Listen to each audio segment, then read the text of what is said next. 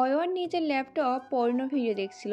হঠাৎ করে ভিডিও থেমে যায়। পর্ণ সাইট থেকে তাকে বের করে দেওয়া হয়। এটা দেখে সে ভয় পেল, কারণ এই সাইটটা তার নিজেরই বানানো। চাইলে সে সবাইকে বের করে দিতে পারে, তাকে নয়। তারপরও তাকে কেন বের করে দিল? অয়ন রেগে গিয়ে ল্যাপটপের কিবোর্ডে হাত চালাতে লাগলো। একটু আগে যে সাইট থেকে ভিডিও দেখছিল, সেই সাইটে আর খুঁজেই পাচ্ছে না সে। হঠাৎ সাইট হারিয়ে যাওয়ার কোনো প্রশ্নই আসে না। অয়ন সাইট খুঁজে না পেয়ে ভয় পেল, কারণ এই সাইটে সে অনেক টাকা ইনভেস্ট করেছিল। দীর্ঘ কয়েক বছর ধরে এই সাইট সে পরিচালনা করছে। এইভাবে যদি সাইট হারিয়ে যায় তাহলে খুব বড় বিপদ। এই সাইটে ইনভেস্ট করার সব টাকা তার চলে যাবে। অয়ন বর্তমান ডার্ক জগতের একটা জনপ্রিয় নাম। মাত্র বছর কয়েক এই জগতে বিচরণ করে নাম কামিয়ে নিতে তার খুব একটা কষ্ট করতে হয়নি। প্রথম দিকে সাদা হ্যাকার মানে হোয়াইট হ্যাকারের মতো কাজ করলেও ধীরে ধীরে লাল হ্যাকার মানে রেড হ্যাকার হয়ে ওঠে। বলা যায় এখনও রেড হ্যাকারের মতোই কাজ করে। হ্যাকার তিন প্রকার। তিন প্রকার: হোয়াইট হ্যাক বা সাদা ক্যাপ্টেন হ্যাকার, যারা সর্বদা দেশ ও জাতির উন্নত আর তাদের তথ্য সংরক্ষণের জন্য কাজ করে। এরা অনেক সময় দেশের জন্য গফর মিশন করে। দ্বিতীয় নম্বরে আছে রেড হ্যাকার বা নাল ক্যাফের হ্যাকার। এরা ভালো কাজ যেমন করে তেমনি খারাপ কাজও করে। কখনো দেশের জন্য কাজ করে, আবার কখনো ভিনদেশীদের জন্যও কাজ করে, কখনো অপরাধ করে, কখনো ভালো কাজ করে, যাদেরকে লাল টুপি পরিহিত হ্যাকার বলা হয়। দ্বিতীয় নম্বরে আছে ব্ল্যাক হ্যাকার বা কালো হ্যাকার। এরা নিজেদের স্বার্থের জন্য যে কোনো কাজ করতে পারে। এরা এতটা ভয়ঙ্কর যে নিজের স্বার্থে পুরো দেশ বা জাতির ক্ষতি করতেও একবারও ভাবে না। তাই এরা হ্যাকার জগতের সবচেয়ে বড় হ্যাকার। অয়ন শুরু থেকে সাদা হ্যাকার হলেও এখন লাল হ্যাকারের মতো কাজ করে, কখনো ভালো কখনো খারাপ। তবে ইদানিং খারাপ কাজই বেশি করছে। ধীরে ধীরে সে এখন কালো জগতে চলে যাচ্ছে। অয়ন ল্যাপটপের সামনে কিছু সময় বসে থেকেও তার সাইট কোনোভাবেই খুঁজে পাচ্ছে না দেখে থমকে গেল। খানিকটা সময়ের জন্য তার বুঝতে বাকি রইল না যে অন্য কোনো হ্যাকারের কবলে পড়েছে, যে চায় না সেই খারাপ কাজ করুক। অয়ন একটা পরিণ সাইট চালায় তা কিন্তু নয়, আরও অনেক আছে এই সাইটে, সাথে অনেক সাইটও আছে। তবে সবার আগে অয়ন হ্যাকারের হাতে পড়ল, তাই সে কিছু বুঝে উঠতে পারেনি। অয়নের মতো নামকরা হ্যাকারের জিনিস হাত দিবে এমন কেউ তার জানা মতে নেই বললেই চলে। তাও হঠাৎ হুট করে কে এমনটা করলো সেটা ভেবে অয়ন চিন্তায় পড়ে গেল। বেশ কিছু সময় অয়ন নিজের পর্ণ সাইট খুঁজে না পেয়ে তার বন্ধু আরিয়ানকে ফোন দিল। আরিয়ান জানে না অয়ন পর্ণ সাইট চালায়। আরিয়ান ফোন ধরতে অয়ন কাঁপা কাঁপা গলায় বলল, কোথায় তুই? আমি তো বাসায় আছি, কিন্তু তোর কণ্ঠ শুনে এমন কেন শোনাচ্ছে? ঠিক আছিস তো তুই? হ্যাঁ, না, আমি আমি কি হ্যাঁ না আমি করছিস? কি হয়েছে তোর? আমার একটা সাইট হঠাৎ করে উধাও হয়ে গেছে। বলিস কি? কিভাবে হলো এটা? আমি সাইটে কাজ করছিলাম, তখনই আমার ল্যাপটপ স্ক্রিন খানিক সময়ের জন্য থেমে যায়। যখন আমি কি হয়েছে দেখতে কিবোর্ডে হাত লাগাই, তখনই সব কোথায় যেন হারিয়ে যায়। তার মানে কেউ হ্যাক করেছে তোর সাইট? হতে পারে, আমার সেটাই মনে হচ্ছে। এখন কি করে যায় বলতো? তুই বাসায় থাক, আমি আসছি। অয়ন ফোন রেখে দিল। এখন অয়ন আরো ভয় পেয়ে গেছে। আরিয়ান জেনে যাবে সে পর্ণ সাইট চালায়। মান সম্মানের একটা বিষয় আছে। আরিয়ান তার খুব ভালো বন্ধু। এখন যদি সে জানে তাহলে তাদের মধ্যে দূরত্ব সৃষ্টি হতে পারে।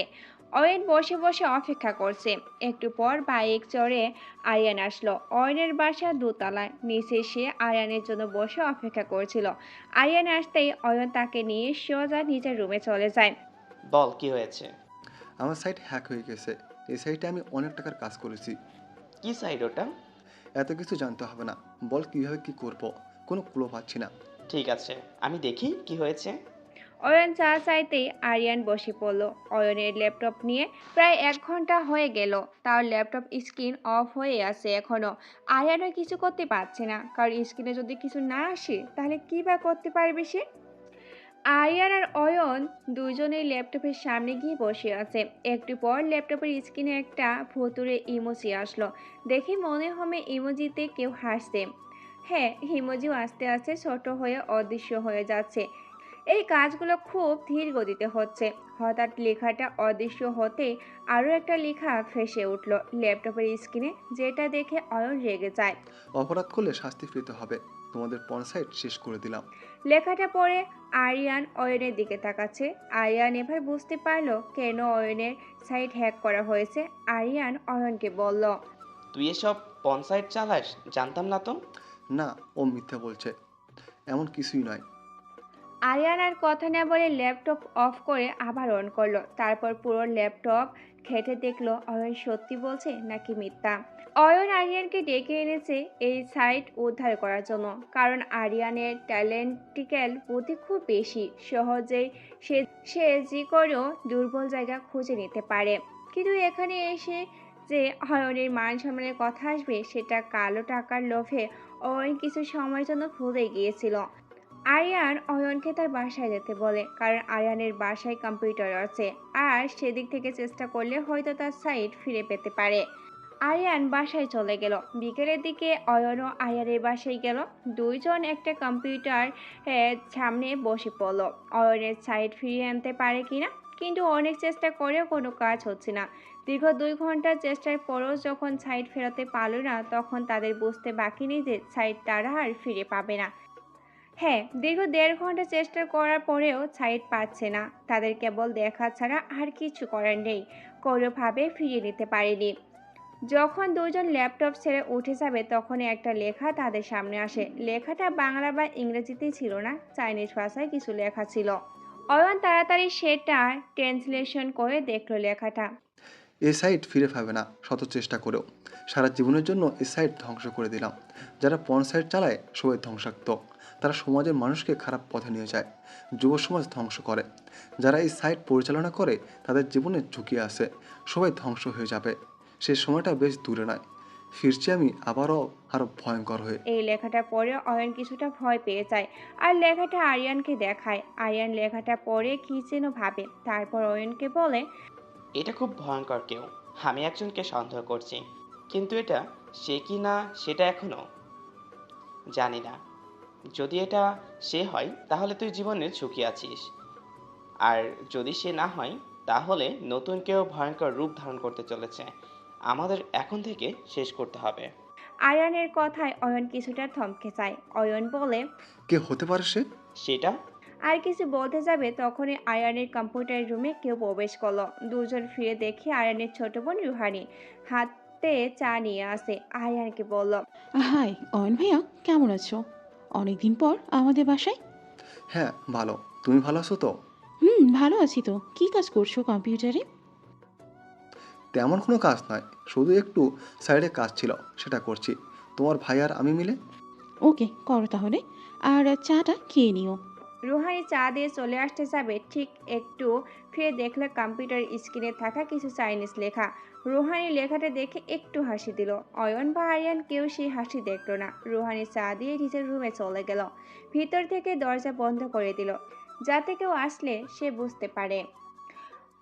অয়ন আর আরিয়ান বেশ কিছু সময় ধরে কিছু করতে না পেরে কম্পিউটার ছেড়ে উঠে পড়ল। হারিয়ে ফেলল অয়নের পর্ণ সাইট। অয়ন বাসায় চলে গেল। আরিয়ান কম্পিউটার রেখে রুহানির রুমে গিয়ে দেখে দরজা ভেতর থেকে লক করা। আরিয়ান ভাবল রুহানি ঘুমাচ্ছে, তাই আর ডাক না দিয়ে ছাদে চলে গেল। একটা কথা আরিয়ান বারবার ভাবছে। সেটা তো মারা গেছে। আমার জানা মতে দেশের সব হ্যাকার সেটা জানে। তাহলে এটা কি করে হতে পারে? না, মরা মানুষ হতে পারে না, এটা অন্য কেউ। অয়ন বাসায় গিয়ে ভাবতে লাগলো। আরিয়ান তো কারোর নাম বলতে চেয়েছিল, কিন্তু বললো না কেন? অয়ন আবার আরিয়ানকে ফোন দিল। আরিয়ান ফোন ধরে কান দিতে অপর পাশ থেকে অয়ন বলল, হ্যাঁ, ভয়ঙ্কর হ্যাকারটা কে হতে পারে? আরিয়ান অয়নের কথায় কিছুটা থমকে গেল। আরিয়ান চুপ থাকায় অয়ন আবার জিজ্ঞাসা করলো। কে সে? বল না। এবার আরিয়ান কিছুটা রাগী গলে পড়ল। আমি জানি না সে কে, তবে এটা জানি সে কাউকে মারার আগে এমন একটা চিঠি বা মেসেজ দিবে। তার ব্যাপারে আমি আর কিছু জানি না। অয়ন ভেবেছিল আরিয়ান হয়তো সে হ্যাকারের নাম বলবে, কিন্তু তা না বলে আরও রাগ দেখালো। ফোন কেটে দিল। ভাবলো অয়ন সব ভুলে যাবে, চুপচাপ হয়ে যাবে। যদি তাতে তার জীবনের ঝুঁকি কমে যায় তাহলে সেটাই ভালো। সবাই চুপচাপ হয়ে গেল। অয়ন আর আরিয়ান এমন ভাব ধরলো যেন তারা কিচ্ছুই জানে না। দুদিন পর অয়ন আর আরিয়ান ভার্সিটিতে আসে। এইদিকে ভার্সিটিতে আসে নতুন ছেলে রবিউল হাসান। অয়ন আর আরিয়ান আর সাথে কিছু ছেলেপোলে নিয়ে দাঁড়িয়ে আড্ডা দিচ্ছিল। তখনই রবিউল ওদের কাছে যায় আর জিজ্ঞাসা করে, ভাই, অনার্সের পলিটিক্যাল সায়েন্সের রুমটা কোন দিকে একটু বলবেন প্লিজ? রবির কথা শুনে অয়ন আর আরিয়ান হাসতে শুরু করে। রবি যখন সেখান থেকে চলে আসতে যাবে তখনই অয়ন রবিকে দাঁড় করিয়ে বলে, নতুন নাকি? আগে তো দেখিনি। হ্যাঁ, নতুন, তাই তো রুমটা চিনি না বলে আপনাদের জিজ্ঞেস করলাম। বাসা কই? আপনারা মনে হয় বিরক্ত হচ্ছেন। আচ্ছা, আমি অন্য কারো কাছ থেকে জেনে নেব। ধন্যবাদ। আরে বাহ, দেখতে খ্যাত হলেও কথায় স্মার্ট আছে। আপনারা আমাকে অপমান করছেন। কারো গায়ের পোশাক দেখে বিচার করার ক্ষমতা আপনাদের নেই।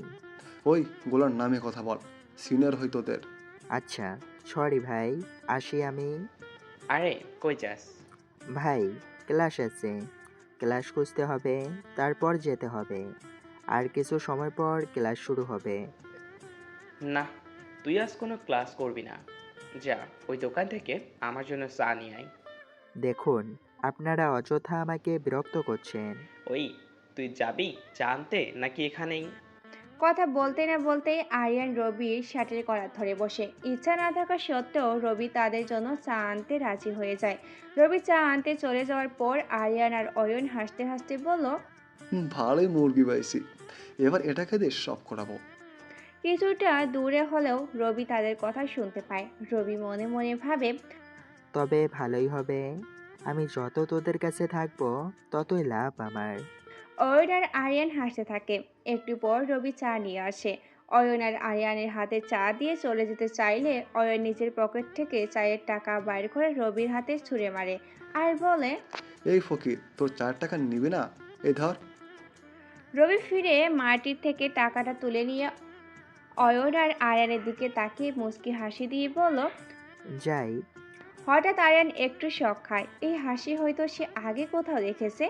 অয়ন রবির হাসি দেখে বলল, দেখ, 4 টাকার সাথে কিছু বকশিস পেয়েছে বলে কত খুশি হয়েছে ওই খ্যাটটা। জানিস, এরা হলো টাকার পাগল। টাকা দিবি তো এদের দিয়ে সব কাজ করানো যাবে, সেটা হোক ড্রাগস বা আর্মস। অয়নের কথা শেষ হতে না হতেই আরিয়ান তাকে থামিয়ে দিয়ে বলল, না, এটা হতে পারে না।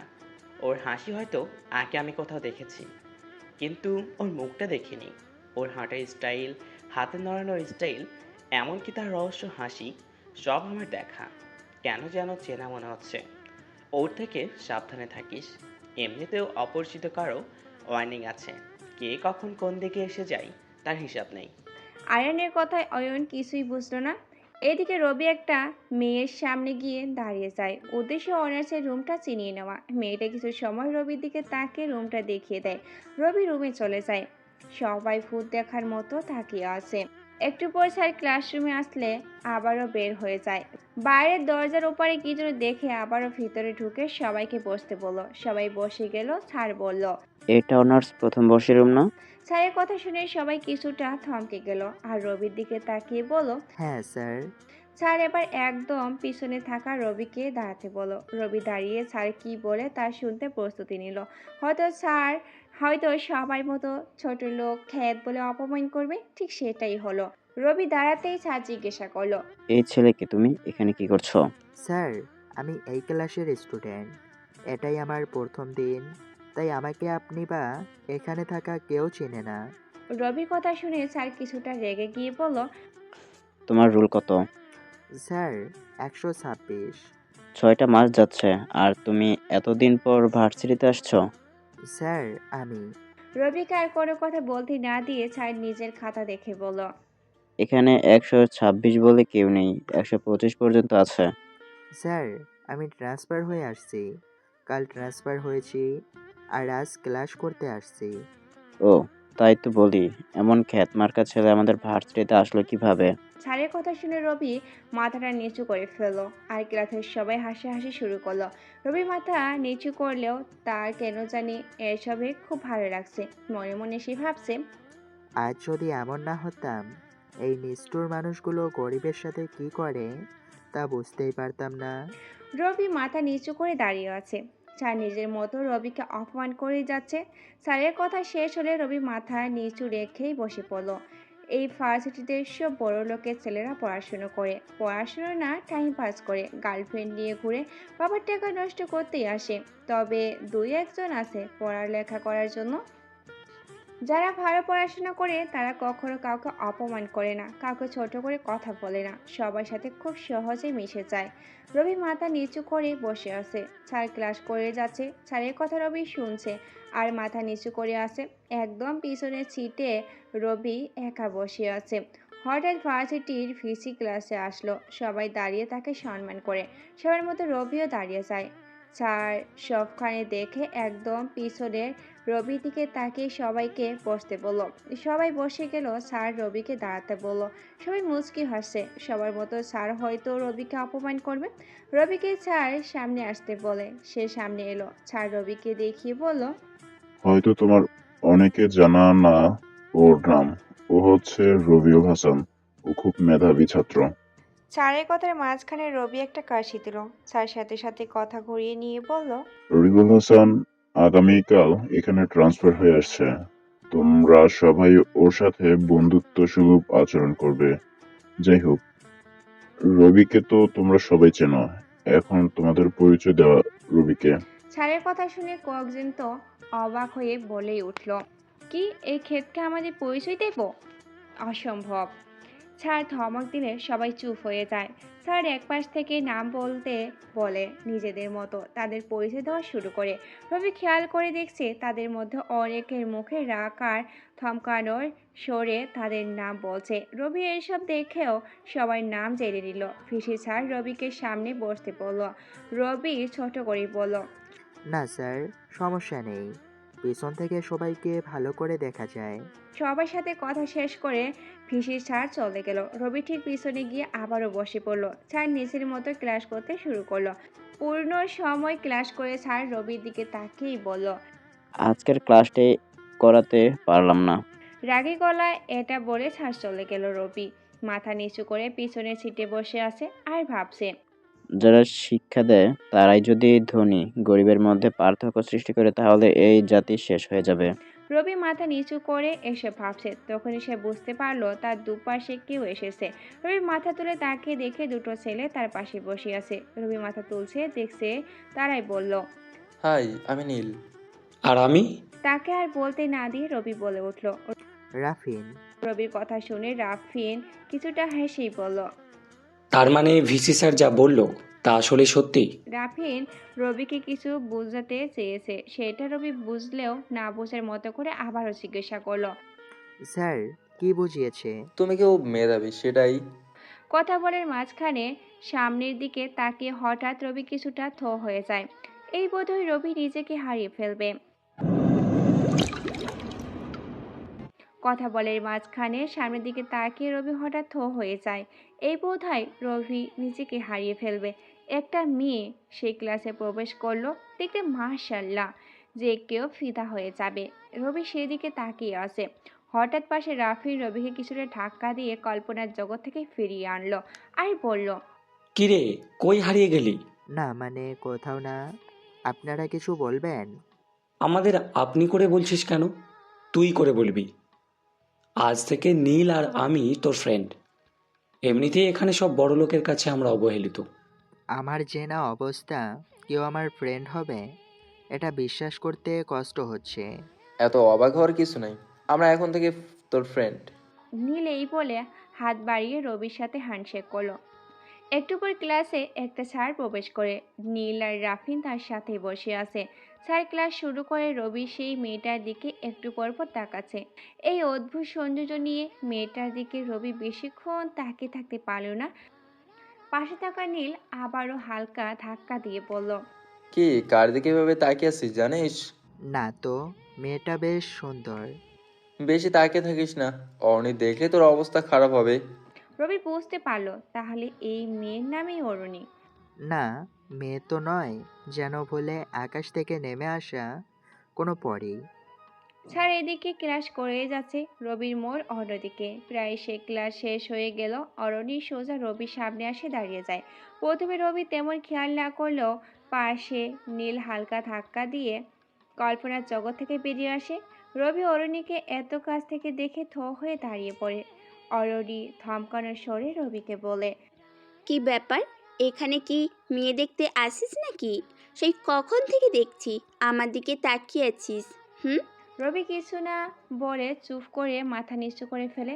যদি এখন রবি কিছু বলে বা করতে যায়, সব কিছু ভেস্তে যাবে। রবি কোনো কথা বলছে না দেখে অরণ্য আবারও চিৎকার করে ভরে উঠল। কি হলো? কথা কি কানে যায় না? এবার রবির দিকে তাকিয়ে সবাই হাসছে। রবি অরণ্যকে বলল, আপনি অনেক সুন্দর, তাই একটু দেখছিলাম। রবির এমন কথা শুনে সবাই জোরে হেসে উঠল। আর অরণ্য তো বেশ রেগেই গেল। অরণ্য কিছু বলতে যাবে, ঠিক তখনই স্যার ক্লাসে চলে এলো। অরণ্য নিজের সিটে চলে যেতে যেতেই বলল, ক্লাস শেষ হলে তোকে দেখে নেব। অরণ্য চলে গেলে রবি বসে পড়ে। এইভাবে একটার পর একটা ক্লাস শেষ হতে গেল। রবি যখন চলে আসতে যাবে তখনই পিছন থেকে কেউ একজন ডাক দেয়। রবি ফিরে দেখে নীল আর রাফির পিছনে দাঁড়িয়ে। রবি তাদের দিকে যেতে চাইলে মাঝখানে অরণি কোথা থেকে যেন চলে আসে। তার সাথে অয়ন আর আরিয়ানও আছে। রবি বুঝতার বাকি নেই যে এখানে ঝামেলা হতে পারে। নীল আর রাফিন হয়তো এই জন্য তাকে ডাকছিল।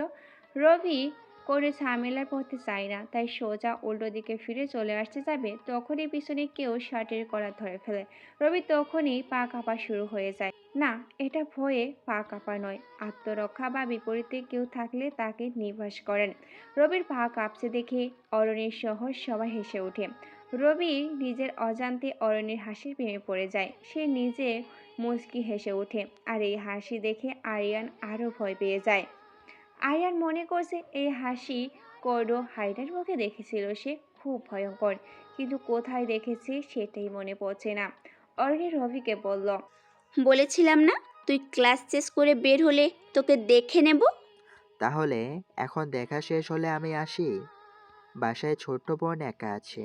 কেবল আসলাম, বল এভাবে তাকিয়েছিলি কেন? একটা পরী যদি কারোর সামনে থাকে তাহলে কি সে তাকাবে না? নিজের সৌন্দর্য প্রশংসা শুনে অরণ্য কিছুটা খুশি হলো বটে, কিন্তু কেউ যে তার দিকে তাকালে, তাকে মারতে পারলে অরণ্যের আরো ভালো লাগে। অরণ্য বলল, না, তুই খারাপ নজরে আমার দিকে তাকিয়েছিলি, এখন তার শাস্তি তুই পাবি। দেখুন, হ্যাঁ আমি তাকিয়েছিলাম, কিন্তু সুন্দর অনেক আপনি, এর থেকে আর বেশি কিছু না। আর সরি, আসলে তাকানোটাই আমার ভুল হয়েছে। এই বলে রবি চলে আসতে যাবে তখনই আরিয়ান রবিকে ঘুরিয়ে খুশি মারতে যাবে, ঠিক তখনই অরিয়নি তার হাত ধরে ফেলো আর আরিয়ানকে বলল। বাদ দাও, আজকে ভালো লাগছে না। তারপর রবিকে বলল, শোন, আর কখনো যদি আমার দিকে তাকিয়ে থাকিস তাহলে তোর পা হাত ভেঙে দেব। রবি চুপ করে মাথা নিচু করে সেখান থেকে কিছুটা পর চলে এলো। নীল আর রাফিন দৌড়ে রবির কাছে এলো। রবি কারোর সাথে কথা না বলে চলে গেল। ভার্সিটি ছুটি, তাই অনেকেই চলে যাচ্ছে। রবির পেছন পেছন নীল আর রাফিনও চলে এলো। রবির পাশে এসেই বলল, কি হলো? আজ অরণি এত ভালো হলো কেমনে? রবি নীলের কথা কোনো জবাব না দিয়ে নিজের মতো হাঁটতে লাগলো। রাফিন বলল, তোর বাসা এখান থেকে কতটুকু দূরে? রাফিনের কথা জবাব দেওয়াটা দরকার মনে করে বলল, এই তো সামনের মোড়ে গিয়ে ডানে 5 মিনিট গেলেই আমাদের বাসা। বাসায় কে কে আছে বলবি না তো? না, বাসায় তেমন কেউ নেই, মা আর ছোট বোন আছে। তো তোদের বাসা কোন দিকে? আমাদের বাসা তো এই দিকে। ওকে যা তাহলে, ভালো লাগছে না, আমি বাসায় যাব। যাবি তো ঠিক আছে, তোর নাম্বারটা দিয়ে যা। নাম্বার নিয়ে কি করবি? প্রতিদিন তো দেখা হবেই। আরে লাগবে, আর মেয়েদের মতো তোর নাম্বার দিতে সমস্যা কই? আচ্ছা নে। রবি নিজের নাম্বার দিল তাদের। দুইজন চলে গেল। রবিও নিজের বাসায় চলে এলো। কলিং বেল দিতেই ছোট্ট বোন হ্যাপি এসে দরজা খুলে দিল। রবি ভার্সিটিতে যাওয়ার সময় হ্যাপি রবিকে দেখেনি। ওই সময় হ্যাপি নিজের রুমেই ছিল। আর যখন ফিরলো তখন রবিকে দেখে সে চোখ বড় বড় করে ফেলল। ভাইয়া, তোমার এই অবস্থা কেন? কি অবস্থা? এইসব ড্রেস কই পাইছো? কাল কিনেছিলাম। কি? তুমি এইসব কাপড় কিনেছো? হুম, ভার্সিটির জন্য নতুন কাপড় কিনলাম। ভাইয়া, তোমার আলমারিতে এর থেকে 1000 গুণ ভালো কাপড় আছে, আর এসব পরেই তুমি ভার্সিটি গেছো? আমি জাস্ট ভাবতেই পারছি না। এতক্ষণ ধরে রবি বাইরে দাঁড়িয়ে কথা বলছিল। পিছন থেকে মা ডাক দিয়ে বলল, কি রে হ্যাপি, কার সাথে কথা বলছিস? মা, ভাইয়া ভূত হয়ে গেছে। ছোট বোনের কথা শুনে রবি না হেসে পারল না। যদিও এতক্ষণ ধরে মন খারাপ ছিল তার, কিন্তু এই পিচ্ছি বুড়ির কথা যে কারো মন ভালো হয়ে যাবে। রবি হ্যাপিকে ঠেলে দরজার সামনে থেকে সরিয়ে নিজের রুমে চলে গেল। একদম গোসল দিয়ে বের হলো। দুপুর 2টা বাজে, তাই সবাই খেতে বসলো। হ্যাপি এক লোকমা খাচ্ছে আর রবির দিকে আর চোখে তাকাচ্ছে। রবি বুঝতে পারলো এখনো হ্যাপি রবির কথা চিন্তা করছে। রবি বলল, এই পিচ্ছি, কি চিন্তা করছিস এত? ভালো করে খা। দেখ ভাইয়া, আমি 10ম শ্রেণীতে পড়ি। তুমি আমাকে নার বার পিচ্ছি বলো কেন? জানো আমার কত ফ্রেন্ডের বিয়ে হয়ে গেছে। পিচ্চির কথা শুনে রবির কাশি উঠে গেল। পাশে থাকা পানির গ্লাসে হাত নিয়ে এক নিমিষেই সবটা পানি খেয়ে শেষ করলো। এই পিচ্ছি বলে কি? এমনিতেও দেখি কোথায় কোথায় বিয়ের কথা বলে। রবি যত কথা বাড়াবে এই পিচ্চি বুড়ি ততই পেঁচাবে। খাওয়া শেষ হলে রবি নিজের রুমে চলে যায়। নিত্যদিনের মতো রবি গিয়ে শুয়ে পড়ে। প্রায় 20 মিনিট পর হ্যাপি দরজার সামনে এসে ভেতরে যাওয়ার পারমিশন চায়। রবি ভিতরে যেতে বললে হ্যাপি টেবিলের ওপরে তার হাতে থাকা 2টা চা রেখে রবির পাশে বসে পড়ে। রবি উঠে একটা চা হাতে নেয়, অপরটা হ্যাপি নেয়। হ্যাপি তখনই রবিকে বলে, ভাইয়া, একটা কথা বলবো? বল, কি বলবি? আমরা এখানে আসছি 2 মাস হলো। তুমি এই সময়ের মধ্যে কেমন যেন হয়ে গেছো। মানে, আগে ছিলে একরকম আর এখন পুরো ভিন্ন হয়ে গেছো। হায়রে পাগল, আসিতে ঠিক আগের মতো, শুধু পোশাকটা একটু চেঞ্জ হলো, আর কিছু না। না ভাইয়া, তোমার চালচলনও কেমন যেন হয়ে গেছে। রবি হেসে বলল, ঠিক আছে, তুই এসএসসি এক্সাম শেষ করে তারপরে তোকে সিআইডিতে দিয়ে দেব। এত সন্দেহ কেন হয় তোর? বুঝি না আমি। হ্যাঁ, আমি কিছু বললেই আমাকে সিআইডি সিবিআইতে দিয়ে দিবে, খালি এক কথা। কপাল, তো এত সন্দেহ করিস কেন বল? পুরো সিআইডিদের মতো। তোমার কাছে কিছু একটা জানতে চাইলেই সেটা তোমার কাছে সন্দেহের কিছু হয়ে যায়। আচ্ছা, এসব বাদ দেই। তোকে বলছিলাম চা কফি এসব খাবি না, তাও তুই দেখি আমার থেকে বেশি চা খাস। তো খেলে শেষ হয়ে যাচ্ছে নাকি? জানিস না তুই, শেষ হয়ে যাচ্ছে যে সেটা। ভাইয়া তুমি না। কথা বলতে বলতে দুজন হেসে উঠল। রবি হ্যাপিকে চা কফি খেতে নিষেধ করে, কারণ চা কফি খুব মারাত্মক। যেমন সিগারেট বা অন্যান্য নেশাদ্রব্য জিনিসের মতো। যে চা খায় সে চা না খেয়ে থাকতে পারে না, না খেলে ভীষণ মাথা ব্যথা শুরু হয়। তাই হ্যাপিকে চা কফি খেতে বারণ করে। যদিও রবির কথা হ্যাপি একদম কানে নেই না। চা খাওয়া শেষ হলে হ্যাপি কাপ দুটো নিয়ে চলে যেতে চাইলে রবি বলে, শোন, আমার কাপড়গুলো একটু ধুয়ে দিস তো। কোন কাপড় যেগুলো পরে বের হলে? হুম, সেগুলো। হ্যাঁ, আইসে। তোমার ওই কাপড়ে আমি হাত লাগাবো এটা কেমনে ভাবলে তুমি? আচ্ছা হয়েছে, ধুয়ে দিতে হবে না, যা সর এখান থেকে। হ্যাপি মুখ বাঁকা করে চলে যায়। রবি হাসতে হাসতে নিজের কম্পিউটারের সামনে বসে পড়ে। এই শোনো না, প্রতিদিন ভালোবাসার নতুন নতুন গল্প পেতে ও শুনতে চাইলে আমাদের আলোর ডায়েরি চ্যানেলটি সাবস্ক্রাইব করে পাশে থাকা বেল আইকনটি বাজিয়ে দিও, কেমন? হ্যাপি মুখ বাঁকা করে চলে যায়। রবি হাসতে হাসতে নিজের কম্পিউটারের সামনেই বসে পড়ে। এইদিকে আরিয়ান আর অয়ন বাসায় গিয়ে খাবার খেয়ে ফোন হাতে নিয়ে দেখে তাদের ফোনে একটা করে মেসেজ, যেগুলো সিক্রেট একটা সাইট থেকে আসে, যেটাতে তারা আর তাদের টিম কাজ করে হ্যাকারের। তার মানে তারা মনে করলো নতুন কোনো কাজ আছে, তাই এমন মেসেজ আসছে। দুজন কম্পিউটারের সামনে বসে পড়ে। হঠাৎ দেখে তাদের সার্ভার সিস্টেম চেঞ্জ করতে বলছে। নর্মালি তারা সেটা ইগনোর করে দিল। তখনই হলো ধামাকা। ইগনোরের ক্লিক করার পরেই দেখলো তাদের সামনে থাকা ল্যাপটপ আর কম্পিউটার ডাউন হয়ে যাচ্ছে। দুজনে কিছু বুঝতে পারছে না হঠাৎ কি হচ্ছে এসব। অয়নের সাথে ঘটে যাওয়া ঘটনা এখন আবারও দুজনের সাথেই ঘটে গেল। আগের মতো স্ক্রিন অফ হয়ে গেল। কিছু সময় অন্ধকার থাকার পর একটা ভুতুড়ে ইমোজি আসলো, যেটা ধীরে ধীরে অদৃশ্য হতে আর একটা লেখা আসলো। লেখাটাই ছিল চাইনিজি ভাষায়। সেটার বাংলা, দেশের ক্ষতি করতে চাইলে নিজের ক্ষতি হয়। এই লেখা দেখে দুজনেই ভয় পেয়ে যায়, কারণ তাদের পুরো টিম মিলে বাংলাদেশে কিছু গোপন তথ্য বাইরে দিতে চাচ্ছে, কিন্তু কাকে দিতে চাচ্ছে সেটা অদৃশ্য হ্যাকারই জানে না। অয়ন আর আরিয়ানের উপর আরও একজন আছে, আর যার কথায় তারা সব সময় করে বেড়ায়। দুর্ভাগ্য হলেও সত্য, এতদিন কাজ করেও তাদের বসকে সেটা তারা এখনো জানে না।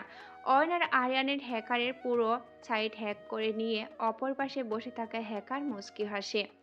আরিয়ান আর অয়ন ভয় পেয়ে যায়, কারণ তারা যে দেশের ক্ষতি করছে সেটা জানতে পারলে তো তাদের জেল হবে। মামলা হলে আজীবন হয়তো জেলের চার দেওয়ালে বন্দি হয়ে থাকতে হবে। অয়ন আর আরিয়ান এবার একসাথে হয়ে গেল। দুজন আরিয়ানের বাসায় আসলো। এখান থেকে তারা ছদ্মবেশী সেই হ্যাকারে ট্র্যাশ করার চেষ্টা করবে। এইদিকে রবি কম্পিউটার থেকে উঠে ঘুমাতে গেল, কানের পাশে ফোনটা রাখলো। তখন তার মনে হলো কিছু একটা সে মিস করে ফেলছে। হয়তো সেই কম্পিউটারের কোনো জিনিস রবি আর কম্পিউটারের সামনে বসে মাথায় হাত দিয়ে চেয়ারের পিছনে দেখে কিছুটা হেলে গিয়ে চিন্তা করলো কি সেটা। হঠাৎ তার কিবোর্ডের পাশে চোখ গেল, যেখানে তার একটা পেন ড্রাইভ ছিল। সেটা এখন নেই। রবির ঘরে তো মা আর ছোট বোন ছাড়া কেউ নেই। মা এমনিতেই এই ঘরে আসে না, ঘর গোছানো হ্যাপির কাজ। তাই রবি চিন্তা করছে কোথায় গেল পেন ড্রাইভ। রবি ততক্ষণে হ্যাপিকে ডাক দিল। প্রথম ডাকে কোনো সাড়া শব্দ পায়নি, তাই রবি আবারও ডাক দিতে হ্যাপি এসে হাজির। এত রাগী হয়ে ডাকলো যে হ্যাপি দরজার কাছে এসে কাঁপতে শুরু করলো। রবি হ্যাপিকে দরজার পাশে দেখে ভিতরে আসতে বলল। ভাইয়া, কি হয়েছে? এভাবে ডাকছো কেন? সকালে আমি বের হওয়ার পরে আমার রুমে কে আসছে? বাসায় তো কেউ আসেনি। আর তোমার রুমে আমি ছাড়া তো কেউ আসে না। তাহলে তুই এসেছিস সকালে? হ্যাঁ, তুমি এলোমেলো করিয়ে সবকিছু বের হয়ে গেছে, তাই আমি এসে গুছিয়ে চলে গেলাম। এখান থেকে কোনো প্যান ড্রাইভ নিছিস? এটার জন্য তুমি এভাবে চিল্লাচ্ছ? নিছিস কিনা তাই বল। হ্যাঁ, ওটা তোমার কিবোর্ডের পাশেই ছিল। আমি ভাবলাম হয়তো তুমি ভুলে সেখানে রেখে গেছো, তাই ওটা তোমার বিছানার বালিশের নিচে রাখলাম। হ্যাপির কথা শুনে রবি কিছুটা স্বস্তি পেল। এই পেন ড্রাইভে অনেক গুরুত্বপূর্ণ তথ্য আছে। যদি ভুলেও এটা খারাপ কারো হাতে পড়ে তাহলে অনেক বিপদ হতে পারে।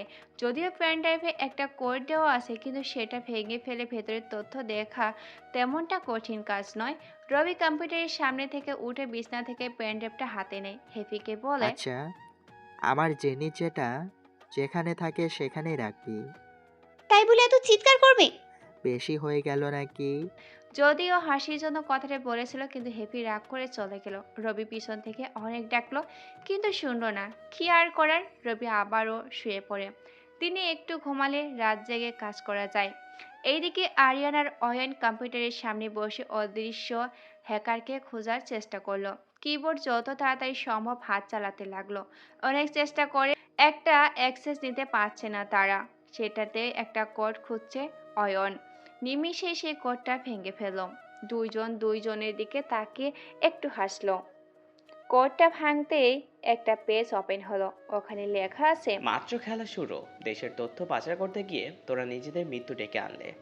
দুজন লেখাটা দেখে বুঝতে পারলো তারা এই কোডটা ভাঙতে পেরেছে ঠিকই, কিন্তু সেটা অপর দিকে থাকা অদৃশ্য হ্যাকার চেয়েছে বলে। এবার তারা অদৃশ্য হ্যাকারে খুঁজতে আরও ট্র্যাক করছে। প্রথমে তারা অদৃশ্য হ্যাকারকে হতে পারে সেটা চিন্তা করলো। তাদের শত্রুপক্ষে থাকা সবার লিড চেক করলো। তাদের মধ্যে যে বা যারা আরিয়ান বা অয়নের সাথে বেশি ঝামেলা করে তাদের ল্যাপটপ, কম্পিউটার, এমনকি ফোনও হ্যাক করলো, কিন্তু কোনো লাভ হলো না। তাদের মধ্যে কেউ নেই যে আরিয়ান বা অয়নের সাইট হ্যাক করবে বলে মনে হয়। বেশ কিছু সময় চেষ্টা করেও যখন হ্যাকারকে খুঁজে পেল না, তখন আরিয়ান আরও দুইজন হ্যাকারের সাথে কথা বলল, যাতে এই অদৃশ্য হ্যাকার কে বা কারা জানতে পারে। সবাই সিদ্ধান্ত নিল রাত 2টায় তাদের কাজ করবে। যে এই হ্যাক করেছে তার সব কিছু হ্যাক করবে। চারজনই একসাথে কাজ করলে অবশেষে কিছু পাবে যা দিয়ে হ্যাকারকে চিহ্নিত করা যায়। অয়ন আর আরিয়ান কাজ করছিল। হঠাৎ চাঁদিয়ে এলো আরিয়ানের ছোট বোন রোহানি। অয়নের সাথে কথা বলে রোহানি নিজের রুমে চলে গেল। অয়ন আর আরিয়ান দুইজনে খেয়াল করছে রোহানি যখনই তাদের একসাথে কাজ করতে দেখে তখনই হেসে চলে যায়। আর ইদানিং অয়নের সাথে রোহানি একটু বেশি কথা বলার ট্রাই করে। রোহানি চলে গেল। আরিয়ান আর অয়ন চা খাচ্ছে আর কম্পিউটারে বিভিন্নভাবে ট্রাই করছে ভিক্টিমকে ধরার, কিন্তু ভিক্টিম যে রাঘবওয়াল সেটা তাদের কল্পনার বাইরে। রবি ঘুমাচ্ছে। একদম সন্ধ্যা হয়ে গেল, তখনও ঘুমিয়ে আছে। হঠাৎ গায়ে পানি পড়তে বিছানা থেকে লাফ দিয়ে উঠল। ভাবছে পানি এলো কোথা থেকে। সামনে তাকিয়ে দেখে হ্যাপি দাঁড়িয়ে আছে হাতে গ্লাস নিয়ে। রবি পানির গ্লাস আর হ্যাপির হাসি মুখ বুঝতে পারলো এই পানি আকাশ থেকে পড়েনি, বরং ছোট বোন হ্যাপি ইচ্ছা করে ফেলিয়েছে। রবি তাকে বলল, কিরে, তুই আমার এই স্বাদের ঘুম ভাঙলি কেন? ভাইয়া, এটা কি তোমার স্বাদের ঘুম ছিল? স্বাদের ঘুম নয় তো কি, কত সুন্দর একটা। রবি এটুকু বলে থেমে গেল। তখনই হ্যাপি জিজ্ঞাসা করলো, কত সুন্দর কি ভাইয়া? কিছু না, এই ঘুমটা না ভাঙলেও পারতি। খুব বেশি করে ফেলেছি না? আমার কথা আমাকে বলিস আবার, যা এখান থেকে। হ্যাপি হাসতে হাসতে বলল, যাবই তো। মনে আছে ঘুমানোর আগে আমার সাথে কি করেছো? হুম, সেই প্রতিশোধ নিলি এখন পানি ঢেলে? নিলাম। তো বলো, কি এত সুন্দর যার কারণে তোমার ঘুম ভেঙে গিয়ে কষ্ট হচ্ছে? তুই এসব বুঝবি না। বলো না, এমন করো কেন? খুব সুন্দর একটা স্বপ্ন দেখছিলাম, আর তুই পানি ঢেলে সেটা শেষ করে দিলি। না, স্বপ্নেই পানি ঢাললি। তো ভাবি কেমন ফুচকা রান্না করতে পারে তো? মানে কি, আমি স্বপ্ন দেখছি বললাম, কোনো মেয়েকে সে স্বপ্নে দেখছি তা বলিনি। আর সোজা ভাবি বানিয়ে দিলি, বুঝলাম না। তোমার সুন্দর রোমান্টিক গল্প কেমন হবে তা আমি ভালোই জানি। কপাল একটু বেশি জানিস তুই। যা এখন এখান থেকে। যাবো উঠে। ফ্রেশ হয়ে এসো, নাস্তা করবে। হ্যাঁ, যা, আসছি। হ্যাপি চলে গেল। রবি ফ্রেশ হয়ে বের হয়ে সোজা নাস্তা করতে চলে যায়। মা পাশে বসে আছে। রবি বলল, মা, তোমার মেয়ে অনেক পেকে গেছে, বিয়ে দিতে হবে। রবি কথা শেষ করতে না করতে হ্যাপি বলে উঠল। হ্যাঁ, খালি বিয়ে করতে মন চায়। মা কিছুটা দূরে বসেছিল, তাই হ্যাপির কথা শুনতে পায়নি। রবি ঠিকই শুনতে পেয়েছে, তাই রবি হ্যাপিকে বলল, কি বললি তুই? না মানে বই বই পড়তে মন চায়, মানে পড়াশোনা করতে। বিয়ে না তো, তুমি খালি বেশি শোনো। এখন রবি কিছু বলে সেটা আর মায়ের বিশ্বাস হবে না, কারণ হ্যাপির কথা মা বেশি বিশ্বাস করে। হ্যাপি এমন ফাজলামি করে তাও কেউ কিছু বলে না, কারণ সবার ছোট বোন। আর তাই সবার আদর আর আশকারাবি মাথায় উঠে গেছে। আর সবাই ছোট বলে কেউ কিছু বলে না। যদিও একটু কিছু বলে তো সারাদিন খাবার বন্ধ, চুপচাপ কান্না করে যাবে। এই কারণে কেউ কিছু বলে না। নাস্তা করছে রবি। মাকে বলল, মা, তোমার মেয়ে আমার গায়ে পানি ঢেলেছে কেন? জিজ্ঞেস করো। আমি কি জানি, তোরা জানিস ওসব। ওখানে আমাকে জড়িয়ে লাভ নেই। মায়ের কথা শুনে হ্যাপি তো হেসেই যাচ্ছে মিটমিট করে। তখনই রবি বলে উঠল, কিরে, হাসছিস কেন? বল, কেন পানি ঢাললি? সেই 2 ঘন্টা ধরেই রাখছি, তাও ওঠো নাই, তাই পানি দিয়ে ঘুম ভাঙালাম। যদি জানতাম ভাবি ছিল থুকু স্বপ্নে ভাবিকে দেখছো, তাহলে আর এমন করতাম না। হুম, খুব বড় হয়ে গেছিস। কথা বলতে বলতে নাস্তা করে রবি নিজের রুমে চলে গেল। ফোন হাতে নিয়ে দেখে কম্পিউটারে দুটো সিগন্যাল দিয়েছে। রবি কম্পিউটারের সামনে বসে পড়ে আর মুচকি হাসে। কথা বলতে বলতে নাস্তা করে রবি নিজের রুমে চলে গেল। ফোন হাতে নিয়ে দেখে কম্পিউটারে দুইটা সিগন্যাল দিছে। রবি কম্পিউটারের সামনে বসে পড়ে আর মুচকি হাসে। কিছু সময় কম্পিউটারে ঘেটে হেসে উঠে পড়ল। আজ রাতে তার কিছু কাজ আছে, তাই আরেকটু ঘুমিয়ে নেওয়া উত্তম। রবি আবারও ঘুমিয়ে পড়ল, কিন্তু হ্যাপি তো আর এমন শান্তিতে ঘুমাতে দেবে না। রাত 11টা হতেই ডিনার করার জন্য ডাক দিল। ঘুম থেকে উঠে ডিনার করে নিল। পড়াশোনা শেষ করে হ্যাপি ঘুমিয়ে গেল। রবি বসে পড়ল একটা কম্পিউটারের সামনে। এইদিকে অদৃশ্য হ্যাকারের খোঁজ করতে অয়ন আর আরিয়ান বসে পড়ল কম্পিউটারের সামনে। সাথে যুক্ত হলো আরো 2 জন। মোট 4 জন মিলে অদৃশ্য হ্যাকারকে খুঁজবে, যে অয়নের পর্ণ সাইট আর 2 জনের হ্যাকিং সাইট হ্যাক করে নিয়েছে। রাত যতই যাচ্ছে অপারেশনের সময় ততই ঘড়িয়ে আছে। রাত 1:30 অয়ন আর আয়ান দুজন কম্পিউটারের সামনে বসে সিস্টেম ঠিক আছে কিনা দেখছে। সবকিছু চেক করে দুজন চা খেয়ে নিল যাতে ঘুম না আসে। আর একটু সময় হতে আরো দুজন যোগ হলো। 4 জন মিলে এখন সেই অদৃশ্য হ্যাকারের সিস্টেম হ্যাক করবে। ধীরে ধীরে কিবোর্ড দ্রুত গতিতে হাত চালাতে লাগলো। অনেক চেষ্টার পরে অদৃশ্য হ্যাকারের আইপি অ্যাড্রেস বের করলো, কিন্তু একটা নয় অনেকগুলো আইপি পেল। সবার মতে ওই আইপিগুলোর মধ্যে যে কোনো একটা অদৃশ্য হ্যাকারের অবস্থান করেছে।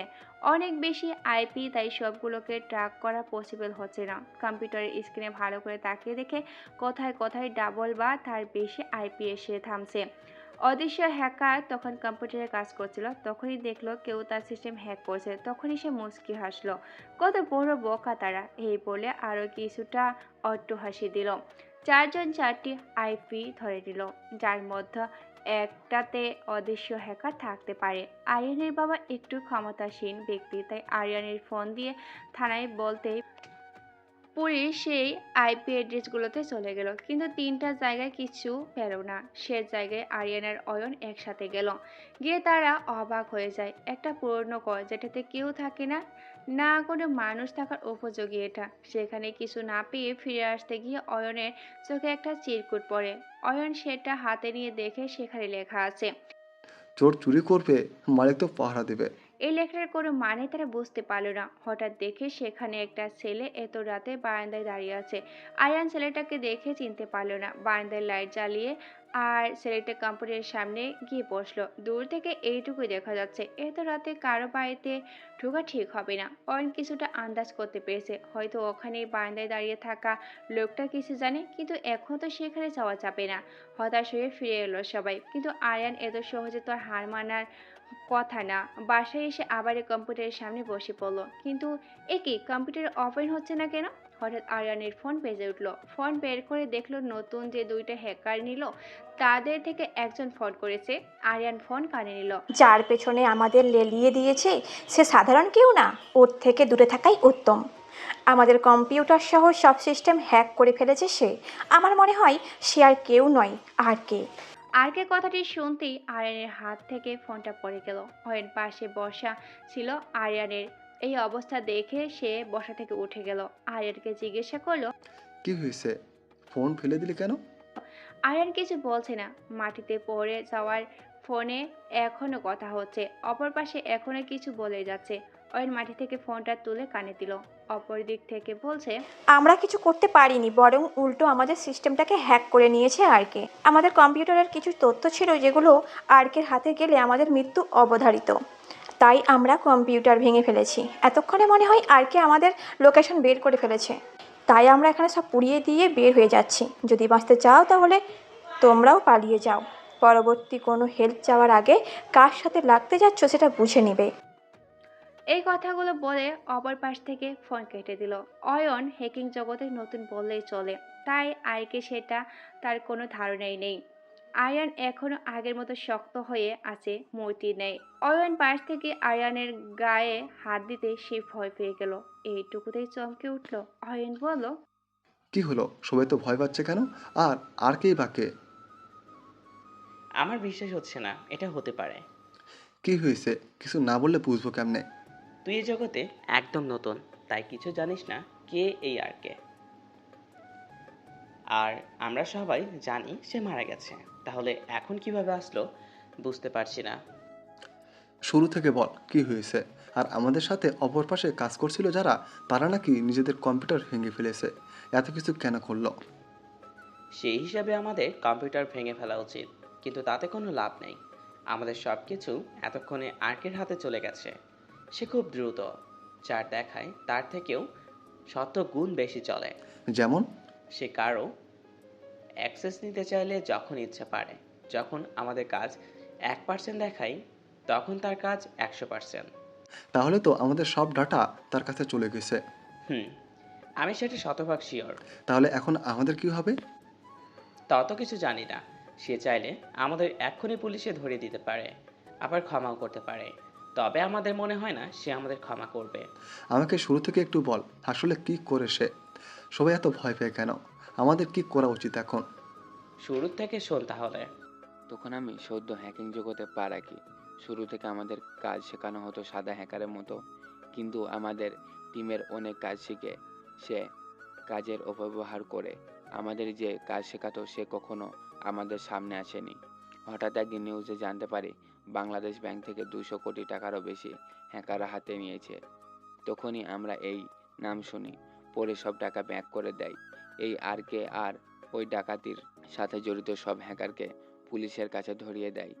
যারা এই হ্যাকিং করেছিল তারা কম পাওয়ারফুল ছিল না, কিন্তু আরকের কাছে তারা কিছু না। আর আরও দুটো লোক আছে, একজন মাফিয়া আর একজন টপ হ্যাকার। আরকের পরে তার অবস্থান হ্যাকিং জগতে। একজন রাশেদ, সে মাফিয়া, আরকের ডান হাত। অপরজন মাহমুদ, সে হ্যাকিং জগতে আরকের পরে আছে, আর সে হলো আরকের বাম হাত। সবাই এই আরকে নাম শুনছে, কখনো সামনে থেকে কেউ দেখেনি। এখন যদি আরকে আমাদের ডিফেন্স সিস্টেম সত্যি হ্যাক করে তাহলে আমাদের রক্ষা নাই। তাই আমাদের এইখন সবচেয়ে বেশি গুরুত্বপূর্ণ পদক্ষেপ হলো দেশ থেকে পালাতে হবে, নয়তো জেলে কিংবা মাটির নিচে সাদা কাফনে আবদ্ধ হতে হবে। এত ভয়ঙ্কর সে? ওর পুরো নামই বাকি। আর আরকে মানে কি? অনেক ভয়ঙ্কর। সে যখন রেগে যায় তখন নাকি ওর চোখ ভয়ঙ্কর লাল হয়ে যায়। ওর পুরো নাম বা আরকে নামে কেউ জানে না। চল এখন এখান থেকে পালাই, নয়তো থাকলে হয়তো মৃত্যু, নয়তো জেলে থাকতে হবে। চল ভারতে চলে যাই। পাগল নাকি? ভুলেও ওখানে যাওয়া যাবে না। আমাদের দেশের ডাটা চুরি করার প্ল্যান ছিল ভারতের এজেন্টের। এখন যদি ওখানে যাই আর ডাটা দিতে না পারি তাহলে ওখানে আমাদের মেরে ফেলবে, আর আবার তাদের আগে আর্কের লোকে আমাদের শেষ করে দিতে পারে। তাই ভারতে না গিয়ে আমি আমেরিকা চলে যাব। ওখানে বড় দেশ, আমাকে সহজে খুঁজে পাবে না, আর ওখানে আমার আত্মীয় আছে, তাদের সাথে থাকতে পারবো। তাহলে আমার কি হবে? তুইও কোনো দেশের বাইরে চলে যা, ভুলেও ফিরে আসিস না, কারণ আরকে সহজে কিছু ভুলে যায় না। আচ্ছা, তাহলে আমি দুবাই চলে যাব। ওখানে আমার চাচা আছে, তাদের সাথে থাকবো। দুইজন দু দেশে চলে যাওয়ার সিদ্ধান্ত নিল। তাদের অগ্রসরে কম্পিউটারে অটো সিস্টেম হওয়া একটা সফটওয়্যার দিয়ে আরকে সব শুনে ফেলে। এমন ইঁদুরের মতো অবস্থা দেখে আরকে হেসে ওঠে। যা করতে পারবে না তা করলে ভুল তো হবেই, আর সেটা যদি অপরাধ হয় তো শাস্তি পেতেই হবে। আর যদি সেটা রাষ্ট্রবিরোধী হয় তো এমন ইঁদুরের মতো অবস্থা দেখে আরকে হেসে উঠল। যা করতে পারবি না তাই করলে ভুল তো হবেই, আর সেটা যদি অপরাধ হয় তো শাস্তি পেতেই হবে। আর যদি সেটা রাষ্ট্রবিরোধী হয় তো। সকালে ছোট বোন হ্যাপির ডাকে ঘুম ভেঙে যায় রবির। ঘড়িতে তাকে দেখে 9টা বাজে। রবি আবারও শুয়ে পড়ল। হ্যাপি আবারও ডাকতে শুরু করলো। ভাইয়া উঠ না কেন, কত বেলা হয়েছে। পরে উঠবো, যা এখন ঘুমাতে দে। উঠবি নাকি পানি ঢালবো? আরে যা না, পরে উঠবো, আর একটু ঘুমাই। তোমার সাথে কেউ দেখা করতে আসছে। কে ওটা? ভাবি। তুই যাবি এখান থেকে নাকি যাবো না, আগে উঠ। আর না উঠলে লাথি দিবা কেমনে? যা না প্লিজ, ঘুমাতে দে। এটা একটা বড় সমস্যা।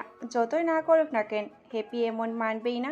যতক্ষণ রবিকে ঘুম থেকে তুলতে না পারে ততক্ষণ এভাবে কথা পেঁচিয়েই থাকবে। এক প্রকার বাধ্য হয়ে রবি উঠে গেল। রবিকে উঠে দেখে হ্যাপি তাড়াতাড়ি চলে গেল, নয়তো রবি দৌড়ানো দিবে সেটা ভালোই জানা আছে তার। রবি ফ্রেশ হয়ে নাস্তা করতে চলে এলো। হ্যাপি আগে থেকেই বসা ছিল। যখনই রবি নাস্তা মুখে দিবে তখনই হ্যাপি বলে উঠলো, ভাইয়া কাল অনেক রাত পর্যন্ত কম্পিউটারে কি করছো? আমার কথা বাদ দে, তুই কিভাবে দেখলি সেটা বল। না মানে।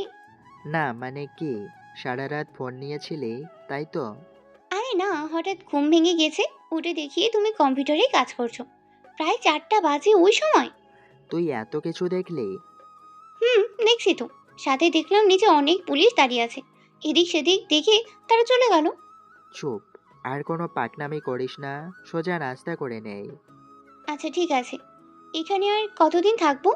আমার একটু কাজ বাকি আছে, কয়েকদিনের মধ্যে শেষ হবে, তারপর না হয় চলে যাব। কি কাজ তোমার এত, বুঝি না। ছোট বোনের কথা শুনে রবি কিছুটা হেসে উঠল। নাস্তা শেষ করে রবি আবারও গিয়ে কম্পিউটারের সামনে বসে পড়ল। দুইজনের দুইটা মেল করলো, সাথে কিছু ছবি পাঠিয়ে দিল। তারপর রবি ভার্সিটির দিকে রওনা দিল। এইদিকে আরিয়ান আর অয়ন পালিয়ে যেতে সবকিছু ঠিক করে নিল। দুজনেই পালাতে গেলে ছোট্ট একটা জঙ্গল পার হতে হবে। আরিয়ান আর অয়ন দুইজনেই গাড়ি নিয়ে চলে যাচ্ছে। একটু একটু বৃষ্টি হচ্ছে। কিছুটা পথ বাকি জঙ্গল থেকে বের হওয়ার। ঠিক তখনই হলো সমস্যা। দুজনের জন্য তিনটা গাড়ি, একটাতে দুইজন বসে আছে। সামনে একটা গাড়ি আর পিছনে একটা গাড়ি। হঠাৎ সামনে গাড়িটা থেমে যায়, পিছনে দুইটা গাড়ি খুব জোরে ব্রেক করে। অয়ন আর আরিয়ান সামনের দিকে হেলে পড়ে। হালকা বৃষ্টি হচ্ছে। হঠাৎ সামনে তাকে দেখে কালো পোশাক পরিহিত অনেক লোক হাতে গান নিয়ে বের হচ্ছে। আরিয়ানের বুঝতে বাকি নেই যে এখানে রাশেদ আছে। সবাই কালো কাপড় পরে আবদ্ধ, তাই কাউকেই চেনা যাচ্ছে না। দুজন যখন গাড়ি থেকে নামতে যাবে তখনই গুলি করতে থাকে রাশেদের লোকরা। ভয়ে দুজনেই অজ্ঞান হয়ে যায়। রাশেদের ইশারা করলে অয়ন আর আরিয়ানকে তাদের গাড়িতে তুলে রাশেদ একটা গাড়িতে তুলে নেয়। অয়ন আর আরিয়ানের সব লোকেরা দাঁড় করায় সোজা করে। সবাই সামনে রাশেদের লোক গুলি নিয়ে দাঁড়িয়ে থাকে। অয়ন আর আরিয়ানের সব লোক সোজা হয়ে দাঁড়ালে রাশেদ সবাইকে বলে, এখানে কি হয়েছে তা যেন কেউ জানতে না পারে। যখন অয়ন আর আরিয়ানের কথা জিজ্ঞেস করবে তাদের পরিবার, তখন সবাই বলবে তাদের এয়ারপোর্টে দিয়ে এসেছে। যদি একটু এদিক সেদিক হয় তাহলে তোমাদের পরিবার তো আছে। তারপর রাশেদ ইশারা করতে অধরা নামের একটা মেয়ে গাড়ি থেকে ল্যাপটপ নিয়ে এসে আরিয়ান আর অয়নের লোকগুলোকে দেখায়।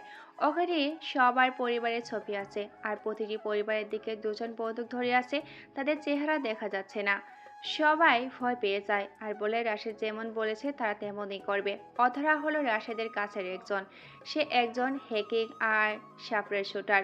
উড়ন্ত পাখি থেকে শুরু করে নিক্ষেপ করা তীরকেও ভালো মতো শ্যুট করতে পারে।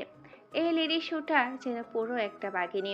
রাশেদ অয়ন আর আরিয়ানকে নিয়ে সোজা একটা গোডাউনে চলে গেল। দুইজনকে একটা রুমে রেখে দিল। তারা এখনো অজ্ঞান হয়ে আছে। এইদিকে রবি ক্লাসে গিয়ে বসে পড়ে। সিম্পল ড্রেস আগের মতোই। ক্লাসের পিছনে গিয়ে বসে।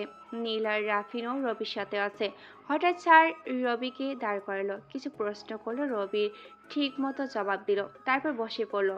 দুটো ক্লাস শেষ হতে ভিসি স্যার আসলো। সবাই দাঁড়িয়ে সম্মান জানালো। স্যার বলল কাল নাকি সবাইকে একটা এক্সাম দিতে হবে, আর এক্সামে যে ভালো নাম্বার পাবে তার নাম ভিসি স্যারের অফিসে স্বর্ণাক্ষরে লেখা হবে। হঠাৎ এমন কথা শুনে সবাই চমকে যায়। এমনকি রবিও এমন কথা শুনে চমকে যায়। এক রাতেই বা কি শিখতে পারবে সবাই। স্যার চলে গেল, কানাকানি শুরু হয়ে যায়। কি বলে গেল সবার মাথার উপর দিয়ে গেল। হঠাৎ রবি চোখ পড়ল সামনের বেঞ্চের দিকে। সেখানে বসে আছে অরণি, যা রবিকে বারবার তাকাতেই বাধ্য করে। রবি অরণির দিকে তাকাতেই সে দেখে ফেলল ভাগ্যে স্যার ক্লাসে চলে আসছিল, নয়তো অরণি এসে রবিকে রাগ ছাড়ত। রবি, নীল আর রাফিন পিছনে বসে, তাই পিছনে আসতে কথা বলে স্যার দেখবে না, এই সুযোগটা কাজে লাগালো রবি আর তার বন্ধুরা। কিরে, এই অরণি মেয়েটা এমন কেন, আর এত অহংকার করে কেন? সে তো অনেক কাহিনী, চল বাইরে গিয়ে বলি। এখানে কথা বললে স্যার আর বাকিদের সমস্যা হবে। ওকে চল তাহলে বাইরে যাই। ক্লাস শেষ হলে এই মেয়ে আবার কি না কি করে হিসেব নেই। রবি, নীল আর রাফিন বাইরে চলে গেল। অরণি রবির চলে যাওয়া দিকে দেখে রাগের চোখে তাকিয়ে রইল। অরণির চোখে যেন রবিকে ঘিলে খাবে সেই অবস্থা। তিনজন বাইরে গিয়ে একটা বড় ফুল গাছের নিচে বসে পড়ল। তারপর রবি বলল, তো বল মেয়েটা এমন কেন? বড়লোক বাবার মেয়ে বলে কথা, আর সৌন্দর্যের জন্য তাকে কয়েক গুণ বেশি অহংকারী করে তুলছে। আর মেয়েটা এত দেমাগি যে কেউ ওর দিকে তাকালে যতক্ষণ ওই ছেলেকে মারতে পারছে ততক্ষণ তার শান্তি লাগে না। কি বলিস? কাল তো আমাকে কিছু করেনি, বরং আরিয়ান আর অয়ন যখন আমাকে মারতে যাবে তখন অরণি তাদের বাধা দিছে। আমরাও সেটা দেখে বেশ অবাক হলাম। কিভাবে করলো সেটা আমাদের বিশ্বাস হচ্ছে না এখনো। তিনজন কথা বলছিল, তখনই সেখানে কার উপস্থিতি বুঝতে পেরে রবি তার দিকে তাকালো। রবি ভূত দেখার মতো চমকে উঠল, কারণ এতক্ষণ ধরে যাকে নিয়ে আলোচনা করছিল সে অরণির সামনে দাঁড়িয়ে আছে। নীল তো অরণিকে দেখা মাত্রই দৌড় দিল। এইদিকে নীলের পালানোতে রবির হাসি পাচ্ছে, অপরদিকে অরণির উপস্থিতিতে ভয় হচ্ছে। মেয়েটা যত সুন্দর তার থেকেও ভয়ঙ্কর। বুকে হাত, রবির দিকে অরণি। রবি আর রাফিন আস্তে আস্তে দাঁড়ালো। নীল তো অনেক আগেই ভেঙে গেছে। রবি অরণির দিকে তাকিয়ে আছে। অরণি কি যেন ইশারা করলো, তখনই রফিনও দৌড়ে পালালো। মাঝখানে একা চিপাই পড়ে গেল রবি। অরণি রবিকে বলল, বসো। জি। একটু অবাক হলো রবি, কারণ এতদিন তো অরণি তুই করে বলতো, কিন্তু আজ হঠাৎ তুমি করে বলছে। একটু তো অবাক হওয়ারই কথা। রবি তখনই ঠায় দাঁড়িয়ে রইল। অরণি আবারও বলল, কি হলো, বসো। জি হ্যাঁ, বসছি। নাম কি তোমার? অরণি, থুকু, রবিউল, রবিউল হাসান। ভয় পাচ্ছ নাকি? হ্যাঁ, না মানে। রবি কথা বলা দেখেই অরণি বুঝতে পারলো রবি ভয় পাচ্ছে। ছেলেদের একটাই সমস্যা, কারণ রমণী যদি তার পাশে থাকে তবে সে খুব ভীতু হয়ে যাবে। যদি কোনো পারমাণবিক বোমার সামনেও দাঁড় করিয়ে দেওয়া হয় তবু সাহস নিয়ে দাঁড়িয়ে রবে।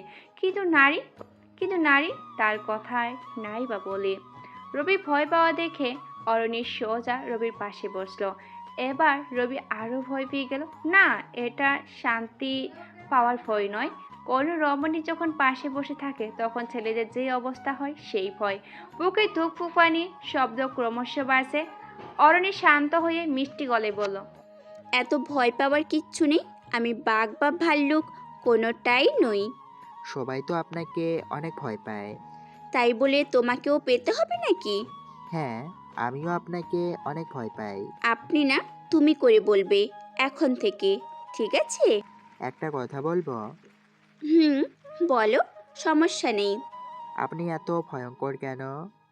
রবির কথা শুনে অরণি এবার রেগে গেল। বসা থেকে দাঁড়িয়ে পড়লো। ভয়ে রবির ঠোঁট কাঁপতে লাগলো। এই বুঝি কথা শুনিয়ে দেবে, নয়তো চোর থাপ্পড় দিবে। কি ভয় লাগে না? হ্যাঁ, অনেক। তাই ভালো। যদি ভয় পাও তাহলে আমার কথা মতো তো চলবা, আর যদি না আলো তো। না না, চলবো। তাও তোমার এই ভয়ঙ্কর রূপ আমাকে দেখাইও না। বাহ, একসাথে এত পরিবর্তন, এটাই ভালো। আমার কথা মেনে চলবে আর তুমি করেই বলবে, ওকে? হুম। চলো এখন বাদাম খাবো। কি কি বললে? চলো বাদাম খাবো। কাল তো তাকিয়েছি বলে মারতে চাইলে, আজ বাদাম খেতে যাব, তাও একসাথে কিভাবে? আমি কি ইচ্ছে করে এমন করি নাকি? তাহলে কেন করো? পরে বলবো। চলো তো এখন বাদাম খাবো। ওকে, চলো। অরণি আর রবি বাদাম খেতে চলে গেল। দুজনেই বাদাম নিয়ে বসে পড়ল। রবি অরণিকে জিজ্ঞাসা করলো কেন ভার্সিটির সবার সাথে খারাপ আচরণ করে। অরণি আর রবি বাদাম খেতে চলে গেল। দুজনে বাদাম নিয়ে বসে পড়ল। রবি অরণিকে জিজ্ঞাসা করলো কেন ভার্সিটিতে সবার সাথে সে খারাপ আচরণ করে। অরণি কিছু সময় চুপ থেকে বাদাম খেয়ে গেল। রবি আবারও জিজ্ঞাসা করলো, কেন এমন করো? সবাই তোমাকে ভয় পায়, খারাপ বলে, বুঝো তুমি এটা? হুম, আমি সব জানি, আমি বুঝি। তবে আজ থেকে আরও কারোর সাথে খারাপ আচরণ করব না। আসলে কি জানো, আমি প্রকৃত অর্থে অহংকারী কিংবা দেমাকি না, কিন্তু পরিস্থিতিতে পড়ে আমাকে এমন থাকতে হয়েছে। কি এমন পরিস্থিতি ছিল যার কারণে সবাই খারাপ বলে? আরিয়ান আর অয়ন, তাদের কারণে আমাকে এমন হতে হয়েছে। ক্লিয়ার করে বলো সব। তাহলে শুরু থেকেই বলি। ওকে। ভার্সিটিতে ভর্তির প্রথম কয়েকদিন পরে জানতে পারি এই পুরো ভার্সিটিটা অয়ন আর আরিয়ানের কথাই চলে। শুনেছিলাম যারা তাদের কথা শুনতো না, অর্থাৎ অয়ন আর আরিয়ানের কথা শুনতো না, তাদের অনেক খারাপ অবস্থা হতো। এমনকি অনেক মেয়েকে প্রপোজ করার পরে তারা যদি রাজি না হয় বলে তাদের মুখে অ্যাসিড মেরেছে এই অয়ন আরিয়ান। তারা যেন এই ভার্সিটিকে তাদের হাতের পুতুল বানিয়ে রাখছিল। আমার বাবারও কিছুটা ক্ষমতা আছে বলেই তারা আমাকে প্রেমের প্রস্তাব দেয় না কিংবা অ্যাসিড মারেনি। তবে তারা আমাকে নিষেধ করেছিল যাতে আমি কোনো ছেলের সাথে না চলাফেরা করি। তারা বলেছিল যদি কোনো ছেলে আমার দিকে তাকিয়ে থাকে কিংবা আমাকে প্রপোজ করে তখন অয়ন আর আরিয়ান দুইজন এবং আমি সহ আরও কয়েকজন মিলে ওই ছেলেটাকে মারব, এবং আমাদের মধ্যে যদি কেউ অন্যরকম কিছু করে তখন তাকেও আমাদের শাস্তি দিতে হবে। এই যেমন ধরো, যদি কেউ ছেলেটাকে না মারে আমারে, তখন আমরা সবাই মিলে, মানে আমাদের টিমে যে ছেলেটাকে মারেনি বা মারতে নিষেধ করতো তাকে মারতাম। বিশ্বাস করো, এসব করার আমার কোনো ইচ্ছে ছিল না। আমারও একটা মন আছে, মানুষ যে অভিশাপ দেবে সেটাও আমি বুঝি, কিন্তু এই দুজনের ভয়ে আমি একদম কাবু হয়ে গেছি। বাধ্য হয়ে আমি তাদের সাথে হাত মিলিয়েছি। হ্যাঁ, হ্যাঁতে হ্যাঁ বলেছি, নাতে না বলেছি। তারা যা বলেছি করেছি, তাই নিষেধ করেছে আমি পালন করেছি। ভয় ছিল আমার লাইফের, কখন জানি তারা আমাদের ওপর ক্ষেপে গিয়ে আমাকেও অ্যাসিড মেরে দেয়। জানো, কয়েক মাস আগে একটা খুব সুন্দর মেয়ে আমাদের ভার্সিটিতে আসে। আরিয়ানের চোখ পড়ে যায় ওই মেয়েটার দিকে। আরিয়ান সোজা মেয়েটাকে গিয়ে কফি খাওয়ার কথা বলে, কিন্তু মেয়েটা আরিয়ান যে খারাপ সেটা জানতো, তাই মেয়েটা যায়নি তার সাথে।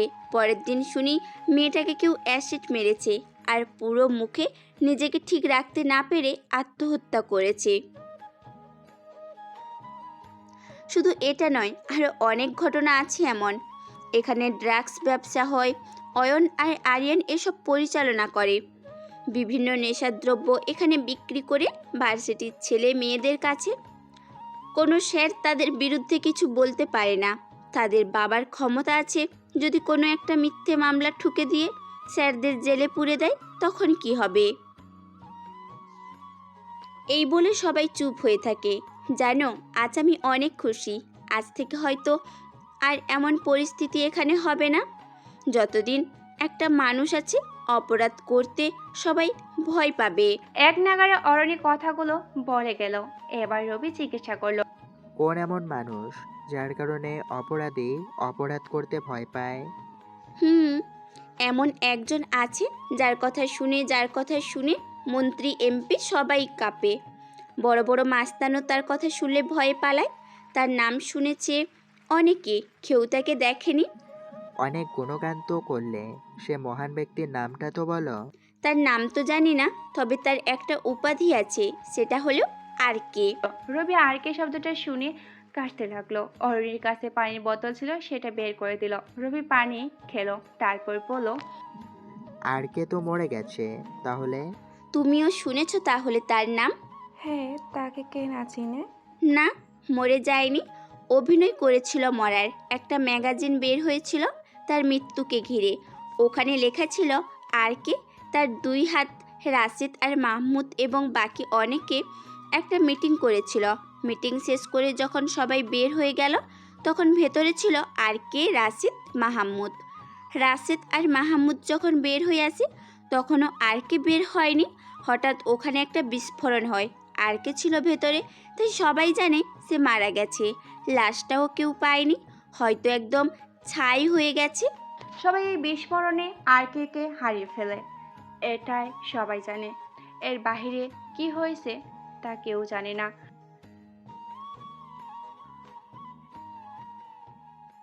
তারপর তো কি হয়েছে জানি না, শুধু এটা জানি আর কে বেঁচে আছে। অয়ন আর আরিয়ানের থেকে জানলাম। আহা, তুমি এত প্রশ্ন করো কেন? তারা জানে, কারণ তারা অপরাধ করেছে অনেক বেশি, আর অপরাধ পূর্ণ হয়ে গেলে তাই আর কে চোখে পড়ে গেছে। কিছু দেশদ্রোহী কাজ করতে গিয়ে আরকের কাছে ধরা পড়ল তারা, তাই আজ অয়ন আর আরিয়ান দেশ ছেড়ে পালাচ্ছে।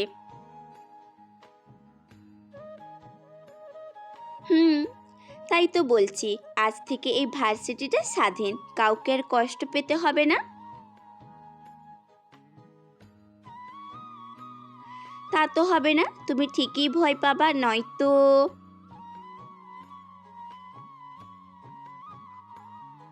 রবির এমন কথা শুনে অরণি এবার হেসে দিল।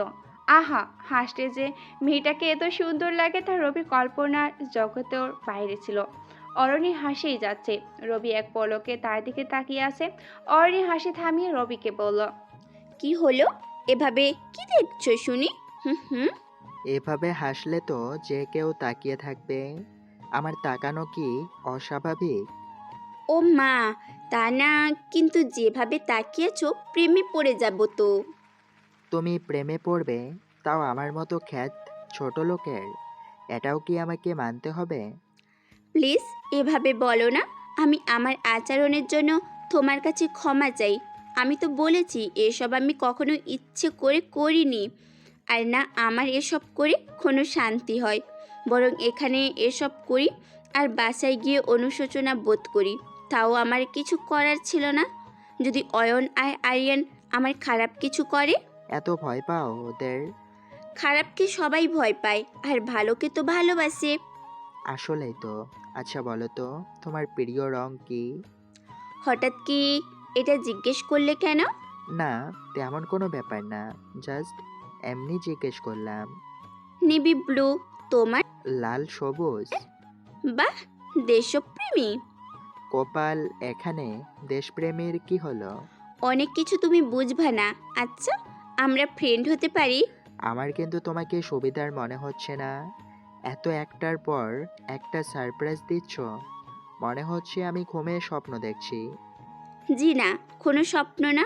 না মানে আমরা তো ফ্রেন্ড, একই সাথে পড়াশোনা করি। আচ্ছা, বুঝতে পারছি, আর বলতে হবে না। আচ্ছা, অনেক সময় হয়েছে, আর একটা ক্লাস আছে, ওটা করবে না? না, আজ আর ক্লাস করব না। চলো আইসক্রিম খাবো। মানে কি? শোনো মিস, আমি তোমার বয়ফ্রেন্ড না যে বাদাম ফুচকা কিংবা আইসক্রিম খেয়ে গল্প করব। হলেও সমস্যা নেই। কি বললে? বুঝতে পারিনি। আমরা তো ফ্রেন্ড, তাই এসব বয়ফ্রেন্ড হতে হয় নাকি? চলো তো। রবির হাত ধরে টেনে তুলে নিয়ে যাচ্ছে আইসক্রিম খেতে। রবি মনে মনে ভাবছে, একটু আগেই তো বললো বয়ফ্রেন্ড হলেও সমস্যা নেই, আর এখন ফ্রেন্ড বলে নিয়ে যাচ্ছে না। আইসক্রিম খেতে চলে গেল। দুজন বসে আইসক্রিম খাচ্ছে আর গল্প করছে। হঠাৎ রবি বলে উঠল, আচ্ছা, তোমার কি কোনো স্বপ্ন আছে? হুম। স্বপ্ন? হুম, আছে। দুইটা স্বপ্ন আছে। কি কি বলো তো? একটা হলো বেশ ক্ষমতা লাভ করা, যার মাধ্যমে আমি খারাপ মানুষের মতো আতঙ্ক হয়ে থাকবো। আর দ্বিতীয়টা কি? সেটা তো অকল্পনীয়, জানি কখনো পূর্ণ হবে না, তাও আমার মানুষ স্বপ্ন থাকে আমাদের। আমারও আছে। তো বলো, তোমার সে স্বপ্ন কি? আমার দ্বিতীয় স্বপ্ন হলো আরকে সামনে থেকে দেখা। রবি এই কথা শুনে আবারও টাক্সি খেলো। এই মেয়ে বলে কি? রবি বলল, সবার অনেক বড় বড় স্বপ্ন আছে, আর তুমি এটাকে তোমার স্বপ্ন বানিয়ে নিলে। আমার মনে হয় সবার এই স্বপ্ন আছে, তারাও আমার মতো জানে কখনো তাদের স্বপ্ন পূর্ণ হবে না, তাও সবাই দেখে যায়, আমিও দেখে যাই। তুমি হয়তো তাকে দেখেছো বা দেখবে, তোমার যেন ইচ্ছে তাকে দেখার। মনে হয় না বিধাতা তোমার ইচ্ছেকে অপূর্ণ রেখেছে বা রাখবে। কি জানি, তারা তো আবার ছদ্মবেশে ধরতে লাইক করে। হয়তো দেখছি, কি জানি, হতে পারে। রবি আর অরুটি কথা বলছে। হঠাৎ রবির ফোন বেজে উঠলো। রবি ফোন বের করে দেখে চিরচেনা একটা নাম্বার, কিন্তু কথা হয় না। এই শোনো না, প্রতিদিন ভালোবাসার নতুন নতুন গল্প পেতে ও শুনতে চাইলে আমাদের আলোর ডায়েরি চ্যানেলটি সাবস্ক্রাইব করে পাশে থাকা বেল আইকনটি বাজিয়ে দিও, কেমন? আবির আর অরুণী কথা বলছে। হঠাৎ রবির ফোন বেজে উঠলো। রবি ফোন বের করে দেখলো চিরচেনা একটা নাম্বার, কিন্তু আর কথা হয় না। রবি অরুণীর পাশে থেকে উঠে গেল, একটু দূরে গিয়ে ফোনটা ধরে কানে দিল। শিকারী শিকার করেছে, কেবল মুরগি বানানো বাকি। আর কিছু বলতে হয়নি, রবি সব বুঝে নিছে। তারপর ফোনটা কেটে দিল। অরুণীর কাছে ফিরে আসতে সে বলল, কে ফোন করেছিল? গার্লফ্রেন্ড নাকি? খ্যাত, ছোট লোকের আবার গার্লফ্রেন্ড? ওই তোকে না বলেছি সরি, তারপরেও এভাবে কথা বলিস কেন শুনি? হুম হুম। আরে বাপরে, রেগে গেলে কেন? তুই খটা দিয়ে কথা বললি কেন? ও এই ব্যাপার, আচ্ছা আর বলবো না। হুঁ তো, বলো কে ফোন দিছে? রাফিন ফোন দিছে। রাফিন তো এই সময় ক্লাসে। হ্যাঁ, না মানে ক্লাস থেকে ফোন দিছে, কোথায় জিজ্ঞেস করতেছে। ও, তো তুমি কি বললে? না, তেমন কথা হয়নি। আচ্ছা, আমার বাসায় যেতে হবে। এত তাড়াতাড়ি? হুম, একটু কাজ আছে বাসায়, তাই যেতে হবে। ওকে, তোমার নাম্বারটা দাও। কেন, আমার নাম্বার নিয়ে কি করবি? আমরা তো ফ্রেন্ড, সো তোমার নাম্বার থাকবে না এটা কেমনে হয়? এত কথা বলো না তো, নাম্বার দাও। রবির কথা শুনে অরণি এবার রেগে গেল। সে বলল, রবি অরণিকে তার নাম্বার দিয়ে বাসায় চলে এলো। কলিং বেল দিতে হ্যাপি এসে দরজা খুলে দিল। রবির কাপড়ের অবস্থা দেখে হ্যাপি এবার চোখ বড় করে তাকাচ্ছে। হ্যাপি কিছু বলতে যাবে তার আগে রবি রুমে চলে গেল। একদম গোসল করে শেষ হয়ে সোজা কম্পিউটারের সামনে এসে বসে পড়ল। কার সাথে কথা বলল প্রায় আধা ঘন্টার মতো। তারপর খাবার খেয়ে পুনরায় রুমে এসে পড়ল। একটু পর হ্যাপি 2 হাতে চা নিয়ে এলো। রবি চায়ের কাপে চুমুক দিচ্ছে আর কম্পিউটারে কিবোর্ডে হাত চালাচ্ছে। পাশে যে হ্যাপি বসে আছে কিছু বলছে সেদিকে রবির কোনো খেয়ালে নেই। হঠাৎ হ্যাপি জোরে চিৎকার করে উঠল। ভাইয়া! এবার রবি কর্ণপাত হলো। বল, চিল্লাচ্ছিস কেন? এতক্ষণ ধরে যে বক বক করেই যাচ্ছি, শুনছো না কেন? আবার বল, কি বলবি? আজব, এতক্ষণ একটা কথাও শোনোনি? দেখতে পাচ্ছিস কাজ করতেছি, তাই শুনি নাই। আবার বল, কি বলবি? থাক, আর বলা লাগবে না।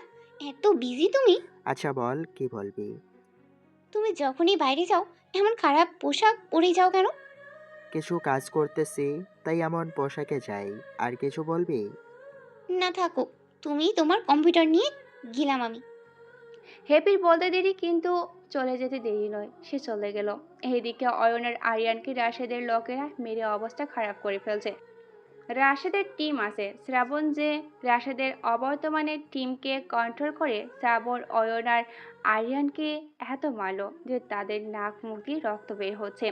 রাশেদ থামতে বললে শ্রাবণ থেমে যায়। সবাই কিছুটা সময় বিশ্রাম নিয়ে নেয়। রাশেদ সবাইকে বাইরে অপেক্ষা করতে বলল। রুমে আছে শুধু রাশেদ, শ্রাবণ আর অধরা। সবাই বাইরে চলে গেল, তাই শ্রাবণ বলল, ভাই সবাই তো বাইরে গেল, আমাদের মধ্যে কি গুরুত্বপূর্ণ আলোচনা হবে? কিছু কথা আছে, দুইজন মনোযোগ দিয়ে শোন। তোমরা দুইজন ছাড়া আর আমার একটা সিক্রেট লেডি হ্যাকার আছে, আর সে এখানে আসবে। তার সাথে তোমাদের পরিচয় করে দেব। তার বাইরে আরো একটা বিশাল সারপ্রাইজ আছে তোদের জন্য। Lady hacker? Lady hacker. মেয়েটা আমাকে মনে হয় লাইকও করে। ভাই আপনিও তাও? রাশেদের তাকানো দেখে শ্রাবণ চুপ হয়ে যায়। রাশেদ আবারও বলল, আমরা সবাই জানি আমাদের আর কে এর কথা। সে তো অনেক আগেই মারা গেছে। সে আজ এখানে আসবে। মানে এইটা কিভাবে সম্ভব? ভাই জোকস করছেন কেন? সে মারা যায়নি, কিছু সময়ের জন্য নিজে একটু বিশ্রামে চলে গিয়েছিল। আজ এখানে আসবে একটু রাত হতে। সবাই রেডি থাকবে। রাত 9টা সে আসবে, সবাইকে রেডি করে রেখো। টিমের যে অবস্থা সে দেখলে খুব খারাপ হবে, সবাইকে একদম রেডি হয়ে থাকতে বলো। আচ্ছা ভাই। 3 জন 3 দিক চলে গেল। ধীরে ধীরে সময় যেতে লাগলো। সবাই আর কে আর রাশেদের সিক্রেট লেডি হ্যাকারের জন্য অপেক্ষা করতে লাগলো। এইদিকে বিকাল হতে রবি ছাদে গেল। চারপাশটা ভালো করে দেখলো। মুক্ত আকাশের ডানা মিলে উড়ন্ত পাখি। ছাদের এক পাশে ফুল গাছ, দুইটো প্রজাপতি খেলা করছে। একটু পর রবি নিজের রুমে চলে গেল। হ্যাপিকে পড়তে বসতে বলো। যদি এমনিতেই পড়তে বসেছে সে। পাশের বাড়ির লামিয়া হ্যাপির সাথে খুব ভালো মিলে গেছে এই কয়েকদিনে। দুজনেই ভালো ফ্রেন্ড হয়ে গেছে। অনেক সময় দুজন একসাথে পড়তে বসে, কখনো হ্যাপির রুমে, কখনো লামিয়ার বাসায়। আজও লামিয়া আর হ্যাপি লামিয়ার বাসায় চলে গেল। রবি কম্পিউটারে বসে কাজ করছে।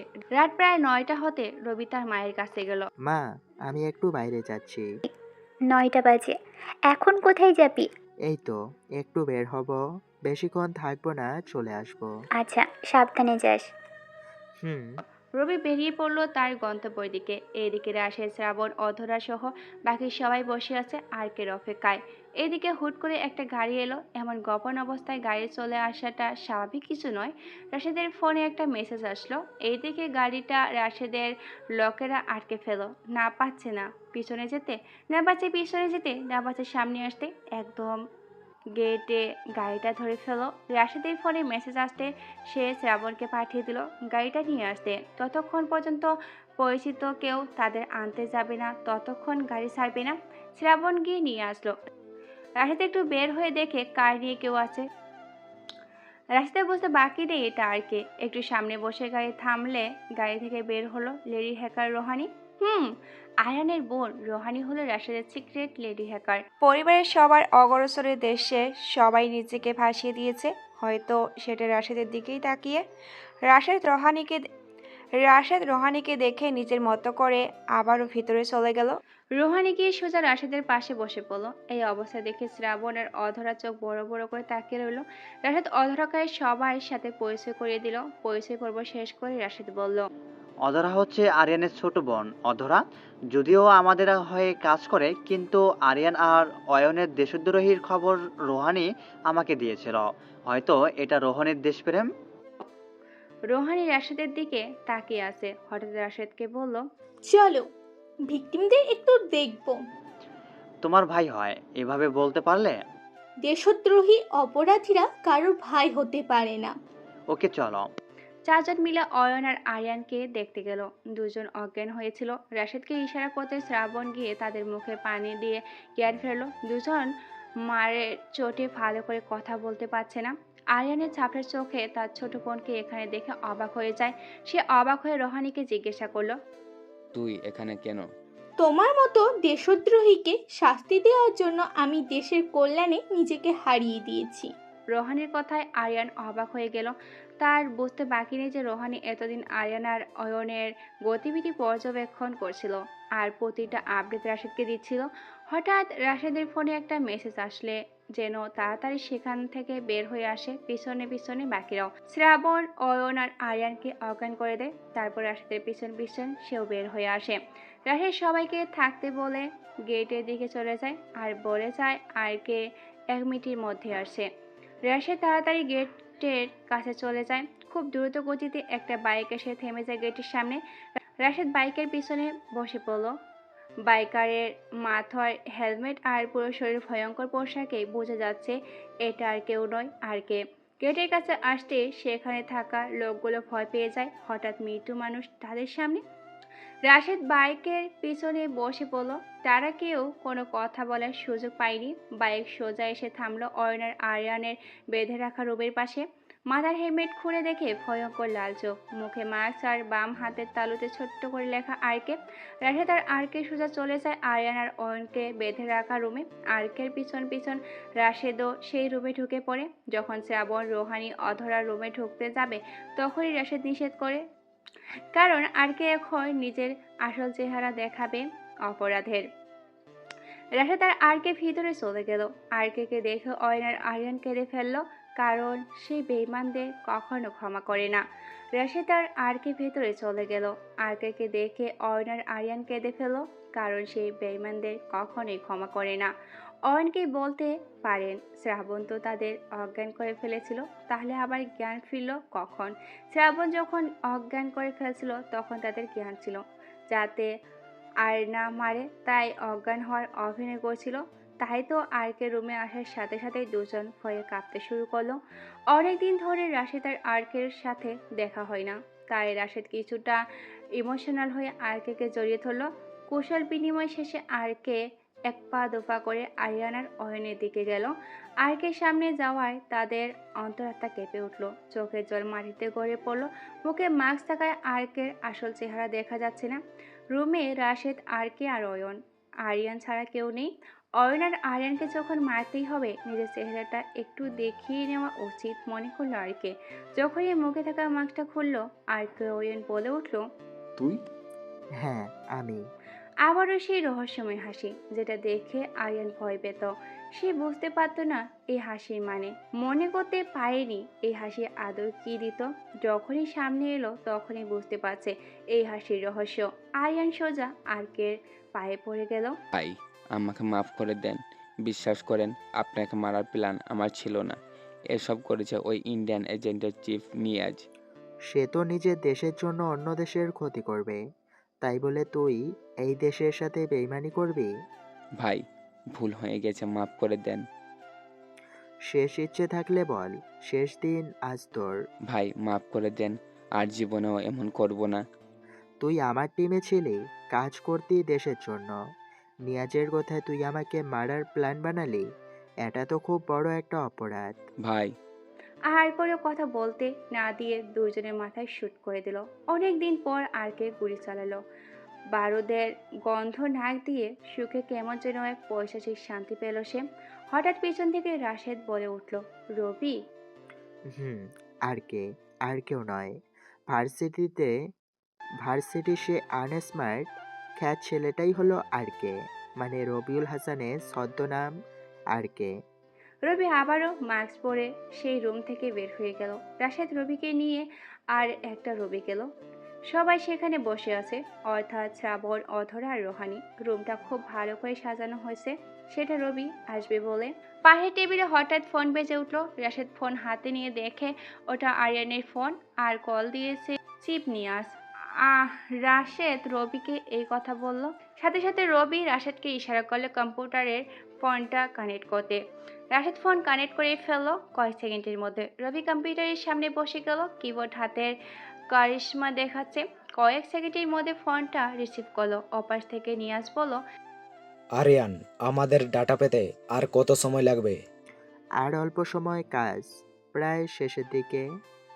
আর মাত্র 2 দিন সময় আছে, এর মধ্যে কিছু করো, তাড়াতাড়ি। আমি আমার সর্বোচ্চ চেষ্টা করেছি, আর একটু হলে কাজ শেষ। তাহলে কালই আমার সাথে দেখা করো। নতুন একটা ক্লু পেয়েছি, ওটা ইমেল বা অন্য উপায়ে সেন্ড করা যাচ্ছে না। কাল এসে দেখে যাও এটা দিয়ে কিছু করতে পারো কি না। ওকে, লোকেশন 88.4.59.565। ওকে, কাল বিকালে দেখা করছি। তারপর ফোন কেটে দিল। হঠাৎ কম্পিউটার স্ক্রিনে রবি কিছু দেখল। তখনই রবি নিজের গান বের করে শুট করে দেয় রোহানির হাঁটুতে। এমন অবস্থায় রাশেদ সহ সবাই ভয় পেয়ে যায়। রোহানিকে শুট করলো কেন, এটাই তার প্রশ্ন। পায়ে গুলি লেগে রোহানির হাত থেকে ফোন পড়ে যায়। রবি আবারও নিজের গান কমারে গুঁজে নেয়। রাশেদ সোজা এসে রবির সামনে দাঁড়িয়ে গেল। সবাই রুমে থাকলেও রাশেদের রাগ উঠে গেল হঠাৎ এমন শুট করায়। রাশেদ কিছু বলতে যাবে, তার আগে রবি গিয়ে রোহানির ফোনটা হাতে নিল আর রাশেদকে দিল। রাশেদের ফোন হাতে নিয়ে কিছুটা সময় দেখে নিজের কমর থেকে গান বের করে রোহানির মাথায় শুট করে দিল। লাশ হয়ে গেল আরও একজন। বাকি 4 জন আছে রুমে। রবি ওরফে আরকে, অধরা, রাশেদ আর শ্রাবণ। শ্রাবণ রাশেদকে জিজ্ঞাসা করলো রোহানিকে শুট করলো কেন। তারপর রাশেদ উত্তর দিল, সেও বেইমান, আর আমাদের ডিসকনারিতে বেইমানের অস্তিত্ব থাকে না। শ্রাবণ আবার বলল, কিছু বুঝলাম না ভাই। তখনই রবি নিজের মাস্ক খুলল। শ্রাবণ আর অধরা রবিকে দেখে বেশ অবাক হলো, কারণ ওরা রবিকে আগেও অনেকবার দেখেছে। এমনকি শ্রাবণ রবির নামেও জানে, কিন্তু সে যে আর কি সেটা জানতো না। রবির মুখ দেখে শ্রাবণ বলে উঠল, রবি? শ্রাবণ ভাই, আমি। মানে কিভাবে কে? আপনি ছদ্মবেশ ধরে চলতে পারেন, আমি পারি না। মানে? ওকে, সব বলছি। আমি আর্কের কাজের কারণে আপনার এলাকায় এসেছি। আর দ্বিতীয় থাকলো রোহানির কথা। রোহানি আরিয়ানের আপন বোন না, কিন্তু তার এক বাসায়ও আছে। কাট। কিন্তু তারা এক বাসায়ও থাকে। আসলে হচ্ছে রোহানিও ভারতের একজন এজেন্ট, যেটা রাশেদ জানতো না, এমনকি আরিয়ানও জানতো না। এটা তার আপন বোন নয় যে এটা, কিন্তু আমি জানতাম। বছরখানেক আগে রোহানি ভারতের এজেন্টের হয়ে কাজ শুরু করে।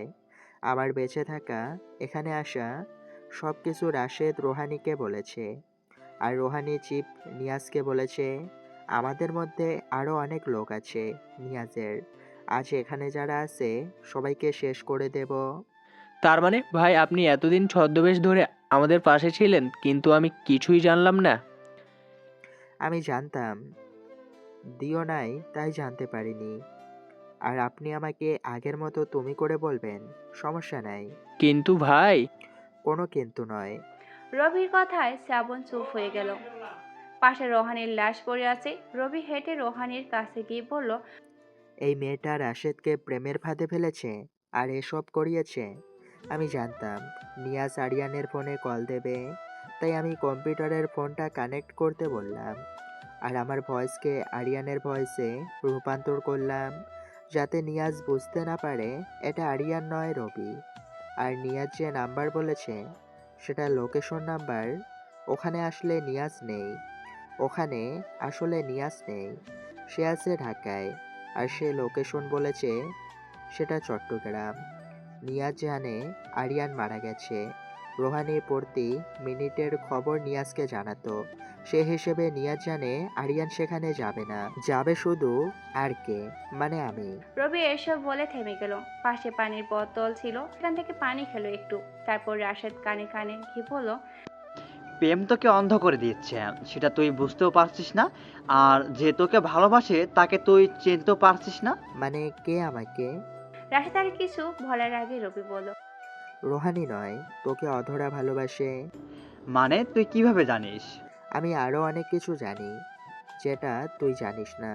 রবি রাশেদের কাছে থেকে কিছুটা সরিয়ে এলো, সোজা অধরার সামনে গিয়ে দাঁড়ালো। অধরা ভয় পাচ্ছে, সে মনে করছে এই বুঝে সে কর্ণফুল করলো আর তার মাথা খুলে উড়ে যাবে। ভাবি, আমার ভাইটাকে সামলে রাখবেন। আপনি তো সব জানেন, তাকে সামলানো আপনার পক্ষে ততটা কঠিন হবে না। অধরা ভয়ে ভয়ে কাঁপা গলে বলল, মানে? এত ভয় পাওয়ার কিছু নেই। আপনি যে রাশেদকে ভালোবাসেন সেটা আমি জানি। হয়তো ভয়ে বলতে পারেননি, কিন্তু সমস্যা নেই, আমি তো আছি। আপনি এসব কিভাবে জানলেন? ভাবি, ছোট্ট বাচ্চাদের মতো কথা বলবেন না তো। আমি আর কে, কখন কোথায় কি হচ্ছে সব আমি জানি। আপনার ভাই তো এসব বুঝে না। বেইমানের কারণে এসব কেউ বোঝে না। আমাদের লাইনে সবার মনে প্রশ্ন থেকে যায়, এই বুঝি কোনো ছলনাময়ী এসে পুরো সাম্রাজ্যর গুটিয়ে দেবে। তাই আমাদের জীবনে প্রেম জিনিসটা আসে না। যদি আপনি সত্যি আমার বন্ধুকে ভালোবাসেন তাহলে সোজা বিয়ে করে ফেলুন, নয়তো হারাতে হতে পারে। রবির কথায় অধরা বেশ লজ্জা পাইল বটে, তাই তো মাথা নিচু করে ফেললো। রবি রাশেদের কানে কানে খেয়ে বলল, যদি অধরাকে তোর ভালো লাগে তাহলে বিয়ে করে ফেল। রাশেদ অধরার দিকে তাকিয়ে একটা মুচকি হাসি দিল আর ছোট করে বলল, ওকে। রবি আবার রুহানির লাশের কাছে গিয়ে এক চোখে কিছু সময় তাকিয়ে ভাবলো, কি ছলনাময়ী নারী তুমি! ভালোবাসার ফাঁদে ফেলে শেষ করে দিতে পারো পুরো দুনিয়া। চাইলে কিন্তু ভালোবেসে পুরো দুনিয়াকে তোমার মতো করে সাজাতে পারতে, কিন্তু তুমি তো ছলনাময়ী। এসব তো করার জন্য তোমার জন্ম। রবি শ্রাবণকে বলল, বাইরে তোদের যত লোক আছে সবাইকে সামনে থাকা খোলা মাঠে দাঁড় করাতে। আর রবির কথা শুনে শ্রাবণ যেন বসে না যায়। শ্রাবণের বুঝতে বাকি নেই যে আরো কতগুলো বেইমানের মাথা খুলি উড়ে যাবে। শ্রাবণের বুঝতে বাকি নেই যে আরো কতগুলো বেইমানের মাথার খুলি উড়ে যাবে। রবি রাশেদ অধরা রবি বসে অপেক্ষা করছে যাতে শ্রাবণ আজ শেষ হয়। রবির মাথায় হঠাৎ একটা আইডিয়া আসলো। এইদিকে শ্রাবণ সবাইকে খোলা মাঠে লাইনে দাঁড় করিয়ে আবার রবির কাছে ফিরে এলো। তখনই রবির আইডিয়াটা কাজে লাগলো। চিপ নিজানকে রবি আর রাশেদের আগে থেকে চিনে, তাই তো রাশেদের থেকে অনেক আগে থেকে নিয়াজের মুখের একটা মুখোশ বানানো আছে। সব কিছু চিপ নিয়াজের মতো করে শ্রাবণকে সাজিয়ে দিল। শ্রাবণ অবাকই হচ্ছে, তার সাথে কিছু জানি না। শ্রাবণ যখন সম্পূর্ণ চিপ নিয়াজের রূপ ধারণ করলো তখন রবি শ্রাবণকে বলল, শ্রাবণ ভাই, আপনি এখন এই রুমের পেছন দরজা দিয়ে বের হবেন আর ফিরে আসবেন সামনে দিয়ে। আমরা খোলা মাঠে থাকবো, সবার সাথে আমরা কথা বলল। আপনি হঠাৎ করে একটা শব্দ বলবেন, আর সেটা হলো ইসারি। এটা বললে হবে, বাকিটা আমরা বুঝে নেব। এটার মানে কি ভাই? ইসারি মানে বসে যাও। এটা বাস্কিউ ভাষার শব্দ, আর এটা শুধু তারা জানে যারা শুধু চিপ নিয়াজের হয়ে কাজ করে। বাকিরা এই শব্দ জানে না। তার মানে আমি নিয়াজের মতো সেজে সবার সামনে যাব আর এ শব্দ বলবো? যারা নিয়াজের হয়ে কাজ করে তারা বসে যাবে, তখন আমরা বুঝতে পারবো কারা নিয়াজের জন্য কাজ করে। একদম ঠিক বলেছেন, কিন্তু একটু ভুল আছে। ভুল? ওটা কি? সামনে এসে বলা যাবে না, একটু দূরে থেকে বলতে হবে, যাতে তারা বুঝতে না পারে কোথা থেকে এসব বলা হচ্ছে। ওকে, বুঝতে পারছি। তাহলে আমি যেভাবে বলছি সেভাবে আপনি যান, আর আমরা তাদের কাছে যাচ্ছি। আমরা কথা বলার মাঝখানে আপনি শব্দটা বলবেন। ওকে। শ্রাবণ দরজার পিছন দিয়ে চলে গেল। রবি রাশেদ অধরার সামনের দরজা দিয়ে সব লোকদের কাছে গেল। রবি সবার উদ্দেশ্যে বলল, আমি কে তা সবাই জানে। সবাই এটাও জানে যে আমি কোনো বেঈমানকে ক্ষমা করি না। কেউ দেশের বিরুদ্ধে কাজ করলে তার ক্ষমা এই বাংলার মাটিতে হয় না। রবি কথা বলছিল, হঠাৎ কেউ বলে উঠল, অনেক জোরে বলল, সাথে সাথে তিনজন মাটিতে বসে গেল। রবি একটা মুচকি হাসলো। শ্রাবণ নিজের মুখোশ খুলে রবির কাছে এসে দাঁড়ালো, বসে যাওয়া তিনজনকে সামনে আনলো। রবি সবার উদ্দেশ্যে বলল, আমি এই তিনজনকে নিয়ে যাচ্ছি আমার সাথে। বাকি তোমরা ঠিকমতো কাজ করবে, ভুলেও কেউ বেইমানি করতে যাবে না। রবি তিনজনকে নিয়ে অয়ন আর আয়রানকে নিয়ে রুমে মেরে রেখে দিচ্ছে সেই রুমে নিয়ে এলো।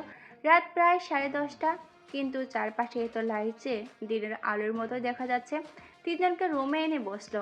রবি পিছন পিছন রাশেদ, অধরা, শ্রাবণও আসলো। রবি সবার সামনে এসে মাস্ক পরে। রাশেদ পিছন থেকে বলল, এরা কি সেই বেইমান? এরা তিনজন নয়, দুইজন এখানে বেইমান। এরা তো তিনজন। একজন আমাদের লোক, বলতে পারিস একদম আমার লোক। কোনটা তোর লোক? এই অজয় হলো আমার লোক, বাকি দুইজন চিপ নিয়াজের লোক। কিছু বুঝলাম না। আচ্ছা বলছি, অজয় হলো একজন এজেন্ট, বাংলাদেশ এজেন্ট, আমার হয়ে কাজ করে। সে কাউকে জবাব দেয় না, শুধু আমাকে বলে তার সব কথা। এমনকি প্রধানমন্ত্রীও যদি তার জবাবদিহি চায় তাও সে মুখ খুলবে না, কেবল তার সব রিপোর্ট আমাকে দেবে। আমি জানতে পারি এখানে চিফ নিয়াজের লোকেরা ঢুকে পড়েছে, তাই আমি অয়সকে তোর টিমে ঢুকিয়ে দিলাম আর চাল করে চিফ নিয়াজের লোকের সাথে হাত করে তার লোক বানিয়ে দিলাম। তারপর চিফ নিয়াজের সব খবর আমাকে দেয় অজয়। তার মানে এরা দুজন আসল বেইমান? এখন এদের দুইজনের মাথার খুলি উড়ে যাবে। কথা বলতে দেরি, শুট করতে দেরি না। আবার দুটো লাশ পড়ে গেল। রবি অজয়কে আবারও রাশেদের লোকদের সাথে মিশে যেতে বলল। অজয় রবিকে সেলুট দিয়ে চলে গেল। রবি শুধু মাফিয়া তা নয়, সেদিন আরিয়ান নিয়াজের সাথে হাত করে রবি সাম্রাজ্য কুড়িয়ে দিতে চেয়েছিল, সব রবি আগে থেকে জানতো। কিন্তু বাংলাদেশের সিকিউরিটি এজেন্ট হেড রবিকে দেশের জন্য কিছু করতে বলছিল। তারপর রবিকে সিক্রেট হ্যাকারের চাকরি দেয়, যদিও সেটা কেবল লোক দেখানোই ছিল। তাই রবি যে আগুনে নিজেকে পুড়িয়ে ফেলা অভিনয় করে, আসলে সেদিন রবি পিছনে থাকা দরজা দিয়ে বের হয়ে গেছিল, যাতে এইসবের পিছনে মূল কার হাত থাকে তা জানতে পারে। রাশেদ পিছন থেকে রবির কাঁধে হাত রাখলো। রবি রাশেদকে বলল, এখনই চিফ নিয়াজের উপর অ্যাটাক করো, আর আসল লোকেশন অজয়ের থেকে জেনে নাও। তারপর রবি সোজা বাসায় চলে এলো। রাত গড়িয়ে 11টা হলো। কলিং বেল চাপ দিতে হেপি এসে দরজা খুলে দিল। হেপি দরজা খুলে বেহুশ হয়ে যাওয়ার মতো অবস্থা, কারণ রবি এখনও আর্কের পোশাকে পরে আছে। মুখে মাস্ক, চেনা যাচ্ছে না রবিকে। হেপি খুব ভয় পাচ্ছে, কারণ আর্কের নাম শুনেছিল আর ম্যাগাজিনে দেখেছিল। কখনো হঠাৎ এইভাবে সামনে আসতে পারে তা কল্পনাই ছিল না। হেপির অবস্থা খারাপ দেখে রবি তাড়াতাড়ি নিজের মাস্ক খুলল। রবিকে দেখে এবার বেশ অবাক হলো। হেপি হয়ে কেঁদে দিচ্ছিল প্রায়, চোখের কোণে পানি জমে গেছে। ভাইয়াকে দেখে সে ভয় কেটে গেল, কিন্তু রবি যে আরকে সেটা তার বিশ্বাসই হচ্ছে না। হেপি রবিকে বলল, এত রাত হয়েছে, কেন আসতে? আর এইসব কার পোশাক পরে আসছো? এই পোশাক পরা নিষেধ, জানো না সেটা? আরে বা, আমার বোন তো অনেক বড় হয়ে গেছে, একসাথে অনেক প্রশ্ন করে। হ্যাঁ, বড় হয়েছি। এইসবের মানে কি বলো? রাত হলো, কিছু কাজ ছিল তাই। আর এই পোশাক সবার জন্য নিষিদ্ধ, কিন্তু আমার জন্য নয়, কারণ তোর ভাই আসলে এটাই। মানে তুমি? আমি আর কে।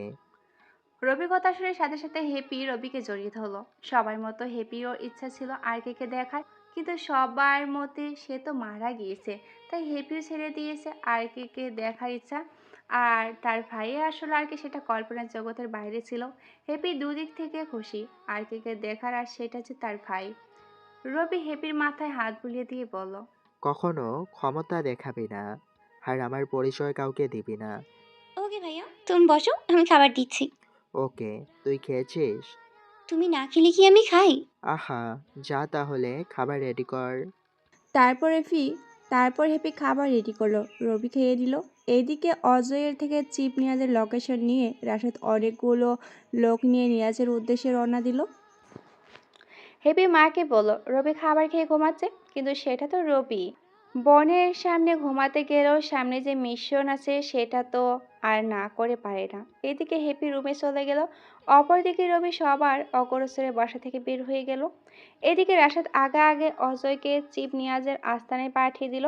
পেছন পেছন রাশেদ তো আছেই, সাথে আরও লোকের সংখ্যা। নিয়াজ যে লোক পাচ্ছে তাকে সেখানে মেরে দিচ্ছে। এভাবে একের পর এক লোক মেরে সবাই নিয়াজের মূল আস্তানায় চলে গেল। সবাই চারপাশে ঘিরে ধরল। যখনই রাশেদ ভিতরে ঢুকতে যাবে তখনই পিছন থেকে রবি রাশেদের কাঁধে হাত দিল, অবশ্যই মাস্ক পরা অবস্থায়। রাশেদ রবিকে দেখে একটা মুচকি হাসি দিল। রবি আর রাশেদ একসাথে নিয়াজের রুমে ঢুকে পড়লো। নিয়াজ এখনও ঘুমাচ্ছে। রবি গিয়ে একটা চেয়ার নিয়ে বসলো। রাশেদ তার আগে কিছু কাজ করে নিল। নিয়াজ গভীর ঘুমে আচ্ছন্ন। হঠাৎ কারো উপস্থিতি বুঝতে পেরে তার ঘুম ভেঙে গেল। হঠাৎ রুমে আরকে দেখে নিয়াজ বেশ ভয় পেয়ে গেল, কারণ এটা নিয়াজের গোপন আস্তানা, কেউ এখানে আসতে পারে না। নিয়াজ তাড়াতাড়ি উঠে পাশে রাখা গুলি হাতে নিল। রবি নিয়াজের গুলি নেওয়া দেখে একটা মুচকি হাসি দিল। নিয়াজ গুলি ধরে হাসতে হাসতে বলল, আজ তাহলে আর কে আমার কাছে ধরা দিল? রবি তখনও হাসছে। আশেপাশে রাশেদ দাঁড়িয়ে আছে। চিপ নিয়াজ গুলি ধরে রবিকে বলল, তোর মুখোশ খোল, দেখি একটু তোকে। রবি বাধ্য মানুষের মতো নিজের চেহারা দেখালো। নিয়াজ হাসতে হাসতে বলল, এই পিচ্ছি তাহলে আর কে? পুরো দুনিয়া কাঁপাচ্ছে। পিচি শব্দটা রবি কখনো নিজের জন্য শুনবে তা ভাবেনি। রবি এবার বেশ হাসি পেল। রবি হাসি দেখে নিয়াজ বলল, আজ তোকে এখানে শেষ করে দেব। চারপাশে আমার লোক, একটা ডাক দিলে সবাই চলে আসবে, তোকে টুকরা টুকরা করে দেবে। রবি এবার চিপ নিয়াজকে বলল। ডাক তাহলে। চিপ নিয়াজ এবার একটু ভয় পেল। সবাইকেই ডাকলো কিন্তু কেউ আসলো না। অবস্থা খারাপ বুঝতে পেরে নিয়াজ রবিকে শুট করে দিল, কিন্তু এ কি, গুলি তো বের হয় না। রবি হাসতে হাসতে বলল, বুলেট রাশেদের হাতে। রাশেদ তার হাতে থাকা বুলেট দেখালো, তার মানে রাশেদ আগেই বুলেটগুলো বের করে নিয়েছিল। রবি গিয়ে নিয়াজের ল্যাপটপ নিয়ে কি যেন করলো। নিয়াজের ফোন অ্যালার্ট আসলো, তার ব্যাংক অ্যাকাউন্ট হ্যাক হয়ে গেছে। রবি হাসতে হাসতে বলল, শুধু তোর অ্যাকাউন্ট নয়, তোর পুরো ভারতের সব ব্যাংক অ্যাকাউন্ট শেষ করা আমার বাম হাতের কাজ। অন্য দেশের ক্ষতি করাই তোর কাজ, তাই আজ তোর জীবন শেষ। রবি নিয়াজের সাথে কথা বলে সময় নষ্ট করতে চায়নি, তাই শুট করে দিল। নিয়াজের ব্যাংক অ্যাকাউন্ট সব টাকা গরিব মানুষদের ফোনে দিয়ে দিল। রবি একটা মুচকি হাসি দিল। শেষ হলো কিছু দেশদ্রোহী আর অপদার্থ কিছু মানুষ। সবাই চায় আর কে সবাই চায় আর কের মতো মানুষ কেন বাংলাদেশে একটা হলেও তৈরি হয়। কাজ শেষ করে রবি সবার অগোচরে আবারও বাসায় চলে আসলো। সকালে ঘুম থেকে উঠে ভার্সিটিতে গেল।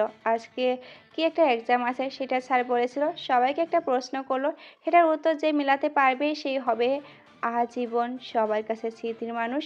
সবাইকে ট্রাই করতে দেওয়া হলো, কিন্তু কেউ পারলো না। শেষে কেবল অরণি আর রবি বসে আছে। আজ অরণি রবির পাশে বসলো। অরণি গেল কিন্তু সেও পারেনি। সবাই শেষে রবি ছিল। স্যার সবাইকে বলল, তোমাদের মধ্যে কেউ পারেনি, তোমাদের কারোর নাম কেউ মনে থাকবে না। পেছন থেকে রবি দাঁড়িয়ে গেল। স্যার, আমি এখনো করিনি। রবির কথা শুনে সবাই হেসে দিল। এই হাবাগোবা ছেলেটা এই সমস্যার সমাধান করবে? রবির কথা শুনে স্যারও বিরক্তি নিয়ে বলল। তোমার দ্বারা এসব হবে না।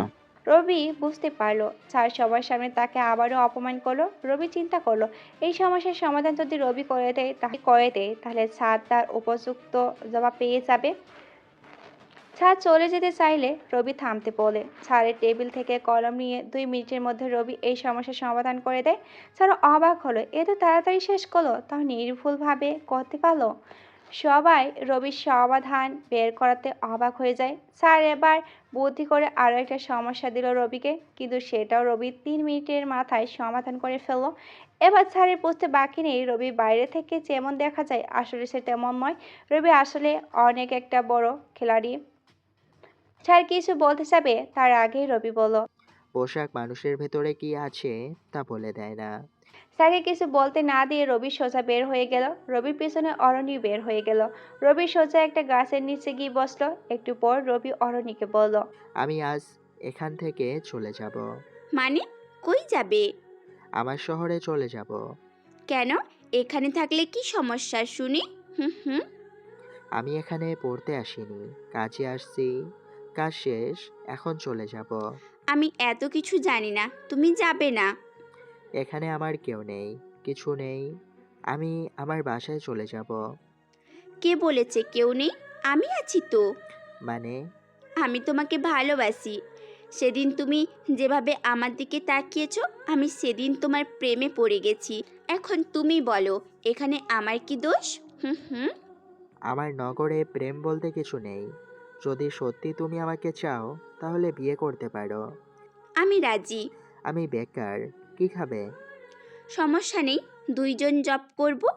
তোমার বাবা মিজান সাহেব, আমাকে তোমার পরিবার মেনে নেবে না। আমি বাবাকে বোঝালে বুঝবে, কিন্তু তুমি বাবার নাম কিভাবে জানো শুনি? হুম হুম। আমি শুনছিলাম হয়তো। অবশেষে রবি চলে গেল তার শহরে। মা, আপু, ছোট বোন হ্যাপি, সবাই আবারও এক ঘরে আছে। পরের দিন রবির ফোনে অরণি কল দিলে রবি ফোন ধরে। অরণি আজ বেশ খুশি, কারণ তার বাবা রাজি হয়ে গেছে রবির সাথে অরণির বিয়ে দিতে। রবিও বেশ খুশি, প্রিয় মানুষটাকে নিজের করে পাবে বলে। পূর্ণতা পাক এই ভালোবাসা। শুভ হোক তাদের নতুন পথ চলা। সমাপ্ত।